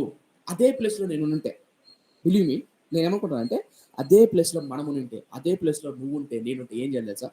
అంత బాల్యంలోనే దేవుని స్వరాన్ని విన్నాడంటే, బాల్యంలోనే, చిన్నతనంలోనే తన తల్లి కన్నీటి ప్రార్థన ద్వారా ఈ బిడ్డకు జన్మనిచ్చి గొప్ప సేవకుని, గొప్ప ప్రవక్తగా తయారు చేసిందంటే ఈ సమూయేలు. ఆ సమూయేలు ప్రవక్త నా కోసం చిన్న ప్రార్థన చేస్తే చాలు. అలాంటి గొప్ప దైవజనుడు నా తల మీద చేయి పెట్టి ప్రార్థన చేస్తే చాలు. అలాంటి దైవజనుడి దగ్గర ఒక రోజు గడిపినా చాలు. అలాంటి దైవజనుడు ఏం మాట్లాడతాడా? అలాంటి దైవజనుడు దేవుని ఎలా ప్రేమిస్తాడా? ఎలా ఆయన చిన్నతనంలో ఆయన స్వరాన్ని విన్నాడా? ఆయన అనుభవాలేంటి? ఆయన ఎక్స్‌పీరియన్స్ ఏంటి? వినడానికి తహతహలాడతా నేనైతే. బిలీవ్ చెప్తున్నా నేనైతే. ఎందుకు తెలుసా? అంత ప్రత్యక్షత కలిగినటువంటి ఆ సమూయేలు అంత గొప్ప ప్రవక్త అక్కడుంటే, అంత గొప్ప ప్రవక్త అక్కడుంటే, కనీసం 40 ఏళ్ళు ఒక్కసారి కూడా వెళ్ళలేదండి. నేను ఎందుకు ఈ మాట చెప్తానంటే, గుర్తుపెట్టుకోండి మై ఫ్రెండ్స్. మీరెక్కడో చదివిన కొటేషన్ కావచ్చు, ఎవరో చెప్పారనో బలవంతం కాదు. 4 గోడల మధ్య ఒంటరిగా మొదట వెళ్లి ప్రభు దగ్గరికెళ్ళి, ఒంటరిగా ప్రభు దగ్గరికెళ్ళి, "నువ్వు నాతో మాట్లాడయ్యా. నువ్వు నాతో నా హృదయంలో నింపయ్యా. నువ్వు నాతో రాకముందే, నువ్వు నాతో ఉండకపోతే నేను పరిచర్య చేయలేను. నేను ముందుకు వెళ్ళలేను. నా యవ్వన కాలాన్ని, నా ఆత్మీయతని కాపాడుకోలేను." అలా ఈరోజు లేకోకుండా ఎవరో చెప్పారనో, ఎవరో బలవంతం చేశారనో ముందుకొచ్చి మైకుల ముందర, కెమెరాల ముందర, సొసైటీలో, సంఘాల్లో విచ్చలవిడిగా బిహేవ్ చేస్తుంటే దయచేసి గుర్తుపెట్టుకోండి. రేపొద్దున వారు భయంకరంగా వేదన గుండా, బాధ గుండా వెళ్తారు. ఇప్పుడు చూస్తున్నారు కదా! సౌలు ఎలా మాట్లాడుతున్నాడో, దీర్ఘదర్శి ఎక్కడయ్యా అన్నాడు. ఆయనే దీర్ఘదర్శి. ఆయనే సమూయేలు. సమూయేలు 40 ఏళ్ళ వయసుకి నేను తెలీదా నీకు? చెప్పండి. ఎలాంటి వ్యక్తిని దేవుడు అనుకుంటాడు? ఎలాంటి వ్యక్తిని దేవుడు వాడుకుంటాడు? సంఘానికి వెళ్తూ, సంఘంలో వాక్యం యందు వారి తేరుతూ, వాక్యం ఆ పక్క నుంచి ఈ పక్క వరకు వాక్యంలో దేవుని ప్రేమ యందు, వాక్యం యందు, ప్రార్థన యందు ఎదుగుతూ, దేవునితో సహవాసం కలిగి ఒంటరిగా ఉన్న వ్యక్తి, దేవుని మనసు ఏంటో, దేవుని మనస్తత్వం ఏంటో తెలిసిన వారికి దేవుడు వాడు. ఇంకో మాట చెప్పనా? ఇలా సౌలు తప్పు చేసిన తర్వాత దేవుడు ఒక మాట అంటారు 2 అధ్యాయాల తర్వాత. ఏమంటాడో తెలుసా? సమూయేలు, నేను సౌలును తిరస్కరించి నా మనసు, నా హృదయానుసారమైనటువంటి ఒక వ్యక్తిని వెన్నుకున్నాను అని అంటాడు. ఎవరు ఆ వ్యక్తి? దావీదు. నా హృదయానుసారమైన వ్యక్తిని వెన్నుకున్నాను అంటాడు. అదే మాట సమూయేలు వచ్చి చెప్తాడు సౌలుతో. సౌలు, ఇదిగో దేవుడు ఒక వ్యక్తిని ఎన్నుకున్నాడు. ఆ వ్యక్తి దేవుని హృదయానుసారం అని అంటాడు. మరి దేవుని హృదయానుసారం కలిగినటువంటి వ్యక్తి దావీదు. మరి సౌలుకు దేవుని హృదయం లేదా? లేదు. ఎందుకు లేదంటే, దేవుడు సేవకుడు ఎవరో తెలీదు. దేవుని వాక్యం ఏంటో తెలీదు. దీర్ఘదర్శి ఎలా ఉంటాడో తెలీదు. దీర్ఘదర్శి ఎలాంటి లక్షణాలు కలిగి ఉంటాడో కూడా తెలీదు. తన పనివాడికి తెలిసినంత కూడా ఈ మహానుభావుడికి తెలీదు. తన పనివాడికి తెలిసిన లక్షణాలు కూడా కనీసం ఈ ధనవంతుడికి సౌలుకు తెలీదు. చెప్పండి, ఇంక చెప్పండి. ఇంక ఏ పక్క నుంచి ఇతని లక్షణాలు ఉన్నాయి? ఈరోజు ఆదికాండం ఎక్కడుందో, నిర్గమాకాండం ఎక్కడుందో, సామెతల గ్రంథం ఎక్కడుందో కూడా తెలీదు. కానీ కెమెరా ముందు పెట్టుకొని దేవుడు నిన్ను దీవించాలనుకుంటే ఏమో చేయాలో తెలుసా అని మాట్లాడతాడు. కానీ ఏ రోజు మహానుభావులు బైబిల్ చదివిన వాళ్ళు కాదు. కానీ ఈరోజు ఎందుకంటే పబ్లిసిటీ, పేరు కోసం, ప్రఖ్యాతి కోసం ఇలా చేస్తున్నారు ఈరోజు రాత్రింబగళ్ళు. బిలీవ్ మీ, నా జీవితంలో బ్రదర్ లాస్ట్ వీక్ నాకు ఫోన్ చేసి చెప్పారు, బ్రదర్ మీ సాక్ష్యాన్ని కూడా పంచుకోండి. అదే ఆన్లైన్లో చెప్పారు, మీ సాక్ష్యాన్ని కూడా పంచుకోండి. కానీ వాక్యం మధ్య మధ్యలో ఎప్పుడైనా సందర్భం వచ్చి చెప్తూ ఉంటారు. నా జీవితంలో చెప్తున్నా, నేను సేవలోకి వచ్చిన మొదట్లో చాలా మంది ఫోర్స్ చేశారు. నేను 4 గోడల మధ్య ఎక్కువ ఉంటాను. ఎందుకు నువ్వు బయటికి రావు, ఎందుకు నువ్వు తిరగవు, గ్రామాలకు వెళ్ళాలి, అలా చేయాలి సేవ, ఇలా చేయాలి సేవ, అట్లెళ్ళు, ఇట్లా చేయి, అట్లా చేయి, బోల్డంత మంది నాకు సలహాలు ఇస్తారు. నన్ను విమర్శించిన వాళ్ళు కూడా ఉన్నారు, నన్ను అన్న వాళ్ళు కూడా ఉన్నారు. తెలుసా మీకు? మీరు నమ్ముతారా అండి? ఎవరో చెప్పారనో, ఎక్కడికో వెళ్ళాలనో, ఏదో చేయాలని కాదు. మొట్టమొదట నేను నేర్చుకున్న పాఠం ఏంటంటే, ఈ 4 గోడల మధ్య నా గుండె నిండా ఈ వాక్యం నింపుకోవడం. నా గుండె నిండా ఈ వాక్యం నింపుకోవడం. గుర్తుందా? అపోస్తులారా, ఇదిగో మీరు ఎక్కడికి వెళ్ళక, యూదయ, సమరయ, గలిలయ పట్టణాలకు వెళ్ళక, ఇదిగో యెరూషలేముకెళ్ళండి. నేను మీకు ఇవ్వబోతున్న పరిశుద్ధాత్మను పొందుకునేంత వరకు మీరు అక్కడే ఉండండి. అక్కడే ఉండండి. వాళ్ళు అక్కడే ఉన్నారు. దానికి ముందు ఏం చెప్పాడు? సర్వలోకానికి వెళ్ళి సర్వ సృష్టికి సువార్తను ప్రకటించండి అన్నాడు. ఆరోహణమైపోయాడు. ఆరోహణ ఆయన వెళ్ళిపోయిన తర్వాత వీళ్ళు వెళ్ళిపోలా సువార్తకు. ఏం చేశారు తెలుసా? వెళ్ళకండి, యెరూషలేములోనే ఉన్నాడు. ఎందుకు ప్రభువా? పరిశుద్ధాత్మ కొరకు కనిపెట్టుకున్నాడు. అపోస్తలుల కార్యం 2వ అధ్యాయంలో 4 గోడల మధ్య 120 మంది మేడ గది మీద ఉన్నప్పుడు ఒంటరిగా 4 గోడల మధ్య దేవుని మనసు, దేవునితో మాట్లాడడం, దేవుని మనసుతో ఏకీభవించడం, దేవుని ప్రజలతో, దేవుని సంఘములో అంటుకట్టపడి వాళ్ళ హృదయాలు మండించుకుంటున్నారు, ప్రార్థన చేస్తున్నారు. పరిశుద్ధాత్మ వాళ్ళని నింపాడు. ఏ పిరికివాడైన పేతురు పరిశుద్ధాత్మతో నింపబడిన తర్వాత, బలముతో, శక్తితో నింపబడిన తర్వాత 3,000 మంది రక్షించాడు. గుర్తుపెట్టుకో, సంజీవ్ తేజ నేను, అలాగే వాక్యం వింటున్న యవనస్తుడైన యవనస్తురాలైన నువ్వు ఒకప్పుడు బలహీనుడివి, బలహీనురాలు. అయితే గుర్తుపెట్టుకో మిత్రమా, ఎవరైనా బలవంతం చేస్తూ ముందుకు ప్రోత్సహిస్తూ నువ్వు అది చేయి ఇది చేయి అంటే నమ్మద్దు. మొట్టమొదట నీ గుండెలో ఆ మంట పుట్టియాల్సింది దేవుడు. అది ఎట్లా పుట్టిస్తాడు? ఎక్కడికి వెళ్ళొద్దు, 4 గోడల మధ్య ఒంటరిగా దేవునితో గడపడం, ఆ అనుభవం నేర్చుకో. ఒంటరిగా మోకాళ్ళ మీద పడ్డం, దేవుని వాక్యాన్ని రాత్రి పగల్లో ధ్యానం చేయడం నేర్చుకో. మొట్టమొదట దేవుని సన్నిధిలో మోకాళ్ళ మీద పడి ఆయన వాక్యం ధ్యానం చేస్తూ గుండెల్లో మంట వల్ల మండనివ్వు.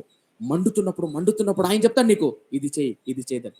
బిలీవ్ మీ, నా జీవితంలో చాలా మంది మనుషులు చెప్పారు, అది చేయి ఇది చేయి, సేవకు వచ్చా, పరిచయకు వచ్చా అన్నావు, అది చేయి ఇది చేయి, ఏం చేస్తున్నావు, ఎప్పుడు చూసినా రూమ్లో ఉంటావు, ఎప్పుడు చూసినా 4 గోడల మధ్యలో ఉంటావు అని అన్నారు. నిజం, ఎప్పుడు చూసినా అట్టే ఉంటావు, ఏం చేస్తున్నావు అని అంటారు. వాళ్ళకి తెలియని విషయం ఏంటంటే, ఈ 4 గోడల మధ్య నా గుండెల్లో మంటను నింపుకుంటున్నా. ఈ 4 గోడల మధ్య ఈ వాక్యాన్ని నా గుండె నిండా నింపుకుంటున్నా. బిలీవ్ మీ, అలా వాక్యం నింపుకో. దేవుడు ఏం చేయాలో, నువ్వు ఎలా నడవాలో, ఏం చేయాలో, తర్వాత ఒక్కొక్కటి నీకు మార్గం చూపిస్తాడు. మనుషులు చెప్పినట్టు కాదు. నేను అదే అంటున్నా.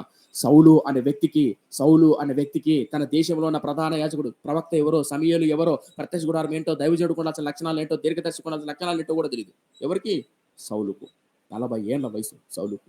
ఇలాంటి వ్యక్తికి అధికారం ఇస్తే, ఇలాంటి వ్యక్తికి రాజ్యం ఇస్తే, ఇలాంటి వ్యక్తికి సేవనిస్తే నిలబడతాదా? ఇమాజిన్ చేసుకోండి.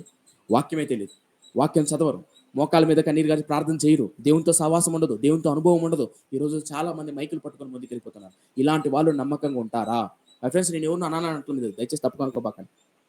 మా నాన్నగారు పాట పాడినా అనేవారు.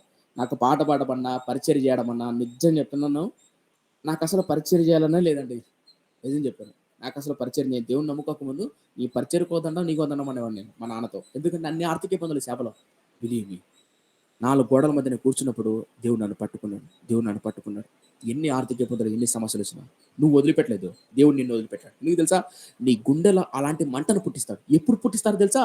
నువ్వు ఒంటరిగా దేవునితో కనెక్ట్ అవుతాయి, ఒంటరిగా దేవునితో సహవాసం చేస్తే. కానీ సౌలుకు ఆ అటాచ్మెంట్ లేదు. కనీసం ప్రధాన యాజకుడు సమూయేలు ఎవరో కూడా తెలియదు, దీర్ఘదర్శి ఎవరో కూడా తెలియదు. మీరు అదే దావీదు దగ్గర రండి. దావీదు అద్భుతంగా పసిగడతాడు. చూపిస్తా చూడండి, మాట సమయం లేట్ అయిపోతుందా, చూపిస్తాను. నథింగ్, చూపించమంటారా? వచ్చేవారు చూపించమంటారా? సరే చూద్దాం.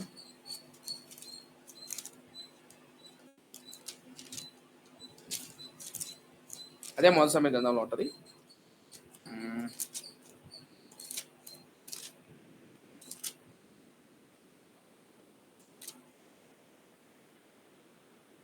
మొదటి సమయ గ్రంథం 16వ అధ్యాయం, ఒక ఫస్ట్ శామ్యూయల్ 16వ అధ్యాయం.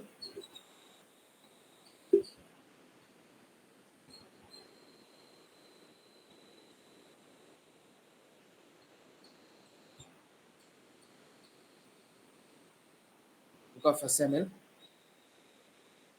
16వ అధ్యాయం. ఎప్పటి చెప్పి గుర్తు చేస్తున్నాను. మొదటి సమయ గ్రంథం 16వ అధ్యాయం 10వ వచనం. యెష్షయి తన 7 కుమారులను సమూయేలు ఎదుటకు పిలువనంపగా, సమూయేలు యెహోవా వీరిని కోరుకొనలేదని చెప్పి, నీ కుమారులు ఇక్కడ ఉన్నారా అని యెషయాను అడగగా, అతడు ఇంకను కడసారి వాడున్నాడు, అయితే వాడు గొర్రెలు కాయుచున్నాడని చెప్పాను. అందుకు సమూయేలు నువ్వు వాని పిలువనంపించుము, అతడు ఇక్కడికి వచ్చే వరకు మనం కూర్చుందామని యెషయాతో చెప్పగా అతడు వాని పిలువనంపించి లోపలికి తోడుకొని వచ్చాను. అతడు ఎర్రని వాడును చక్కని నేత్రము గలవాడును చూచుటకు సుందరమునై ఉండెను. అతడు రాగానే నేను కోరుకున్న వాడు ఇతడే, నువ్వు లేచి వాడిని అభిషేకించమని యెహోవా సెలవీయగా తలపకెత్తాడు అతడు. సో ఇప్పుడు సమయల్ భక్తుడు దేవుడు చెప్తున్నాడు ఏమనంటే, ఇదిగో నేను కోరుకున్న వాడు ఇతడే, నేను కోరుకున్న వాడు ఇతడే, ఇదిగో ఇతడికి. ఇతడు ఎలాంటి వాడంటే యెహోవా మనసు ఎరిగిన వాడు. యెహోవా మనసు ఎలా తెలుసు ఇతడికి? ధర్మశాస్త్రం ధ్యానం చేసేవాడు. ఎవరు? దావీదు అనే వ్యక్తి. ఈ దావీదు అనే వ్యక్తికి దేవుడు యాజకుడు సమయల్ ప్రవక్త వీళ్ళు తెలిసినంతగా మరెవరు తెలియదు. ఒక కామెంటేర్, ఒక మూవీ తీసిన ఒక వ్యక్తి కూడా ఏమంటాడంటే, అంటే ఒక కామెంటరీ కూడా ఏమంటాడంటే, ఇలా వర్ణిస్తాడు. ఏమని వర్ణిస్తాడంటే, దావీదు తన గొర్రెలు కాచుకున్నప్పుడు వాళ్ళ నాన్నగారు పిలుస్తాడు. ఎవరిని? దావీదుని. అలా పిలిచినప్పుడు దావీదు వస్తాడు ఇంటికి. వచ్చిన వెంటనే ఎందుకు అంత త్వరగా మా నాన్నగారు పిలిచారు నన్ను అని అడుగుతానే ఇలా చెప్తారు. అయ్యా ప్రవక్తలు పిలిచారంటే, ఆనందంతో సంతోషంతో దావీదు ఇంటికి వస్తున్నప్పుడు అలా లోపల తెలియని ఒక భయం కూడా ఉంటది. ఎందుకు వస్తున్నాడో ప్రవక్త అని. లోపలికి వచ్చినప్పుడు సమూయేలు ప్రవక్తను చూస్తేనే ఆనందంతో పరవశించిపోయి, సమూయేలు ప్రవక్త ఆ మాట అంటే ఎంత ఆనందంతో అభిషేకించాడు. ఎందుకు ఈ మాట చెప్పానంటే, అప్పుడు దావీదు 23వ కీర్తన మీకు గుర్తుందా? నువ్వు నన్ను అభిషేకించు, నా గిన్నె నిండి పొంగి పొర్లుచున్నది అని పదాలు రాస్తాడు. నా క్షేమాభివృద్ధిలో నా ఎంట పోస్తున్నాడు. ఇలా దావీదు అభిషేకం పొందిన తర్వాత దేవుని ఔన్నత్యాన్ని జ్ఞాపకం చేసుకుంటూ కీర్తన రాయడం మొదలు పెడతాడు. 23వ కీర్తన. అంటే కొంతమంది చరిత్రకారులు, కొంతమంది కామెంటరీ చెప్పింది ఏంటంటే, ఆ టైంలో దావీదు చేసినటువంటి నోటీస్ అది.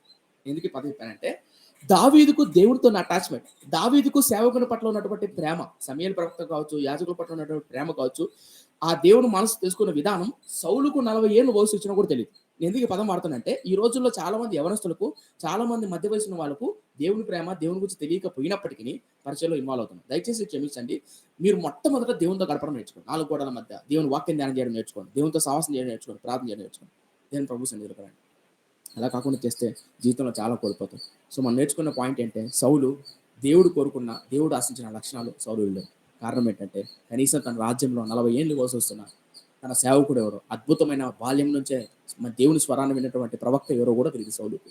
ఈరోజు చాలా మంది క్రైస్తవులను పేరు పెట్టుకున్నారు కానీ సిలువలో క్రీస్తు చేసిన త్యాగం, ఆయన ప్రేమ, ఆయన గొప్పతనం చాలా మందికి తెలియట్లేదండి. ఏలి కుమారులంట యెహోవాను ఎరగని వారై. నేను ఒకసారి ఒక మీటింగ్కి వెళ్ళాను కమలాపురంలో. మీటింగ్ పిలిచారు, వెళ్ళా. మూవ్ చేస్తున్నాను, లేట్ అయిపోయింది. మూవ్ చేస్తున్నాను, మీటింగ్కి వెళ్ళిన తర్వాత అక్కడ సంథింగ్ సౌండ్ సిస్టమ్ ఏదో కొంచెం అడ్జస్ట్మెంట్ వచ్చింది. ఆ సౌండ్ సిస్టమ్ ఆపరేట్ చేసే అబ్బాయి ఉండి అంత మీటింగ్ అంతా అయిపోయిన తర్వాత అది ఆ పక్కన నేను ఉన్నా. అన్నా, ఈ సౌండ్ సిస్టమ్, ఈ మిక్సర్ నేను చెప్పానన్నా, మా పాస్టర్ గారు వెళ్ళలేదన్నా, నేను చెప్పినట్టు మా ఇంట్లో ఒక మిక్సర్ ఉందన్నా, అది కనుక తెచ్చింటే అన్నా ప్రోగ్రాము నేను పైకి లేపిదన్నా అన్నాడు. ప్రోగ్రాము మనోడు పైకి లేపుతాడంట, ప్రోగ్రామును పైకి లేపుతాడంట. ఆ కూడికను, ఆ సభను, ఆ ప్రార్థన కార్యక్రమాన్ని మనోడు పైకి లేపుతాడంట. నాకు నవ్వు వచ్చింది. నేనేమనుకున్నానంటే, ఆయన ప్రోగ్రామ్ని నువ్వు కానీ నేను కానీ దేవుడి కొడికి ఎవరు పోయి పైకి లేపలేరు. లేపాల్సింది, దాన్ని వాడుకోవాల్సింది, ఉజ్జీవాన్ని ఇవ్వాల్సింది ఎవరు? దేవుడు. నువ్వేదో మీ ఇంట్లో నుంచి మిక్చర్ తెచ్చి నువ్వేదో లేపుతామంటే లేవదు అది. నేను ఎందుకు ఈ పదం చెప్పానంటే, ఆ కుర్రవాడికి పాపం పరిచయం చేస్తున్నాడు. నేను తప్పు పట్టట్లా. ఆ కుర్రవాడు పరిచయం చేస్తున్నాడు, కింద పడుతున్నాడు, మీద పడుతున్నాడు, తప్పలేదు. కానీ నిజమైన దేవుని ప్రేమ, దేవుని శక్తి అంటే పాపం ఆ కుర్రవాడు తెలియదు కాబట్టి నేనేదో లేపుతా ప్రోగ్రామ్ అనుకుంటున్నాడు. నువ్వేం లేపేదేమడదు. నువ్వు ఎంత జాకీలు కొట్టినా లేపలేవు. పరిచర్యను, ఆత్మీయతను, కుటుంబాన్ని మన చేతులతో మన వల్ల అవ్వదు. అది నడిపించేది, మనం చేయించేది ఎవరు? దేవుడు మాత్రమే. దేవుడు మాత్రమే. అందుకనే సౌలు ఈ మాట అంటాడు, నన్ను నేను కాదు బ్రతుకుతున్నది, క్రీస్తే నా ఎందుకు బతుకుతున్నాను, చేస్తున్నది నేను కాను, క్రీస్తే అని అంటాడు. ఆ విషయం అర్థం తెలియదు. ఈరోజు చాలా మంది క్రైస్తవులు అది తెలియట్లే. తమ సొంత జ్ఞానం ద్వారా, వేదాంతం ద్వారా, థియాలజీ ద్వారా తొట్టిల్లిపోతున్న తప్పటం చేస్తున్నారు. మొట్టమొదటి రాజు, ఇశ్రాయేలును పరిపాలిస్తున్న మొట్టమొదటి రాజు, కనీసం సేవకుడు ఎవరు కొడుతుంది. మై ఫ్రెండ్స్, ఈ వాక్యాన్ని మీలో కూడా, మీకు క్రీస్తు తెలుసా? క్రీస్తు ప్రేమ తెలుసా? క్రీస్తు చేసిన త్యాగం, ఆయన ప్రేమ, ఆయన గొప్పతనం, సిలువలో ఆయన కార్చిన రక్తం, ఆయన విలువేంటో నీకు తెలుసా? నేను కూడా చిన్నప్పుడు సండే స్కూల్కి నేను కూడా వెళ్ళాను. కానీ నాకు తెలీదు. భౌతికంగా ఆది కాండం నుంచి ప్రకటన గ్రంథం వరకు, ప్రకటన గ్రంథం నుంచి ఆది కాండం వరకు రివర్స్ చెప్తా, ఇంగ్లీష్లో చెప్తా. కానీ క్రీస్తు ప్రేమ నాకు తెలియదు. 2015 మార్చ్ 3వ తేదీ, 4వ తేదీ, 5వ తేదీ అప్పుడు నేను క్రీస్తు ప్రేమ చూశాను. నా ప్రభు నా కోసం ఎంత ప్రాణం ఖర్చాడో, చనిపోయాడో, నా కొరకు శ్రమను అనుభవించాడు. ఆయన ప్రేమను ధ్యానించినప్పుడు అప్పుడు నేను మార్మోన్స్ పొంది, రక్షణ పొందింది. ఆయన వాక్యాన్ని ధ్యానం చేస్తున్నప్పుడు, ఎఫెసీ రాసిన పత్రిక చదువుతున్నప్పుడు నాలో ఆ మార్మోన్స్ లక్షణం, ప్రభువే నా కోసం ప్రాణం పెట్టాడని, అప్పుడు నేను మార్మోన్స్ పొందాను. అప్పుడు నేను రక్షణ పొందాను. అప్పుడు నాకు ఆయన ప్రేమ, ఆయన విలువ తెలిసింది, ఆయన గొప్పతనం ఏంటో తెలిసింది. అప్పుడు ప్రభు సన్నిధిలో పశ్చాత్తాపడ్డాను. అప్పుడు నేను కార్చిన కన్నీరు ఏమంటారంటే, ఈ షర్ట్ ఉంటుంది చూసారా, పైన షర్ట్, ఈ షర్ట్ అంతా తడిచిపోయేది. నాకు పెద్దగా ఖర్చు వాడే అలవాటు లేదు కదా! ఇలా ఇలా తుడుచుకునేటప్పుడు ఇదంతా తడిచిపోయేది. నేను చేసిన దోషం, పాపం, ఆయన చేసిన త్యాగం, ఆయన నన్ను ప్రేమించిన విధానం అప్పుడు నాకు అర్థమైంది. ఆ 18 ఏళ్ల వరకు నాకు అర్థం కాలా. సంఘాలకెళ్ళా, మీటింగ్స్‌కెళ్ళా కానీ అర్థం కాలే. ఈరోజు కూడా చాలా మంది క్రైస్తవులకు ఈ వాక్యాన్ని వింటున్నారు. క్రీస్తు ప్రేమను రుచి చూస్తున్నావా? క్రీస్తు ప్రేమను చూడలేక కన్నీరు గార్చి ప్రార్థన చేయాలి. ఎన్ని రోజులైంది? సేవకులతో, సంఘంతో, సంఘ సహవాసంలో అంటుకట్టబడి ఎన్ని రోజులైంది? ఈరోజు సంఘంలో అంటుకట్టబడిన చాలా మంది ఉన్నారు. ఎప్పుడు పున్నానికి కాదు, నెలకోసారి వెళ్తారు సంఘాలకు. మా సంఘంలో ఒక ఆయన వచ్చేవాడు. వచ్చి "సంజు ఒక పాట పాడతా నాకు ఇస్తావా" అన్నాడు. ఈయనని చెప్పి. నెలకోసారి వస్తాడు. పాట పాడడం మైకులు కావాలంట. పరిచయం వాక్యం చెప్పడం మైకులు కావాలంట. నెలకొకసారి వస్తాడు. కరెక్టేనా? ఇప్పుడు మన సంఘంలోకి వచ్చి అడిగి చూడండి. ఎవరైనా సరే ప్రతిరోజు ప్రతి పరిచర్య పట్ల, సంఘం పట్ల ఆసక్తి కలిగిన వాళ్ళు మాత్రమే పరిచర్య చేయడం. అలాగే దేవుని గురించి నువ్వు ఎంత ఎక్కువ తెలుసుకుంటే దేవుడిని అంత గొప్పగా వాడుకుంటాడు, అంత గొప్పగా వినియోగించుకుంటాడు. ప్రార్థన చేస్తాను. పరిశుద్ధుడా నా కన్న తండ్రి, విత్తబడిన మాట నాలో మాలో కల్పించాను. నాయనా, సౌలు అనే వ్యక్తిని కోపంతో నువ్వు ఇచ్చావు. వాళ్ళు కోరుకున్నారని, వాళ్ళు ఆశించారని నాయనా ఆ కోపంతో నువ్వు ఇచ్చావయ్యా. నిజమే తండ్రి, కొన్నిసార్లు మేము కోరుకున్న కోరికలు, మేము సడన్గా కోరుకున్న ఆశపడ్డ ఆశ ఏమవుతున్నాయంటే తండ్రి మా జీవితాన్ని నష్టపరుస్తున్నాయి. మమ్మల్ని క్షమించయ్యా, నీ రక్తం చేత కడిగి పవిత్రపరచయ్యా. సౌలును ఇవ్వాలి అన్నది లేదా రాజును ఆ టైంలో ఇవ్వాలని నీ ఉద్దేశం కాదు, కానీ వాళ్ళు బలవంతం చేశారని లేదా వాళ్ళు కోరుకున్నారని కోపంతో ఇచ్చావు. ఈరోజు ఆ సౌలు రాజుకు ఉండాల్సిన, ప్రజల పట్ల ఉండాల్సిన ప్రేమ కావచ్చు, సేవకులు ఎవరో, సేవకునికి ఉండాల్సిన లక్షణాలు ఏంటో, దీర్ఘదర్శి ఎవరో, కనీసం సమయల్ ప్రవక్త ఎవరో కూడా తెలియనటువంటి లక్షణంలో దౌర్భాగ్యమైన స్థితిలో సౌలు ఉన్నాడయ్యా. నిజమేనయ్యా.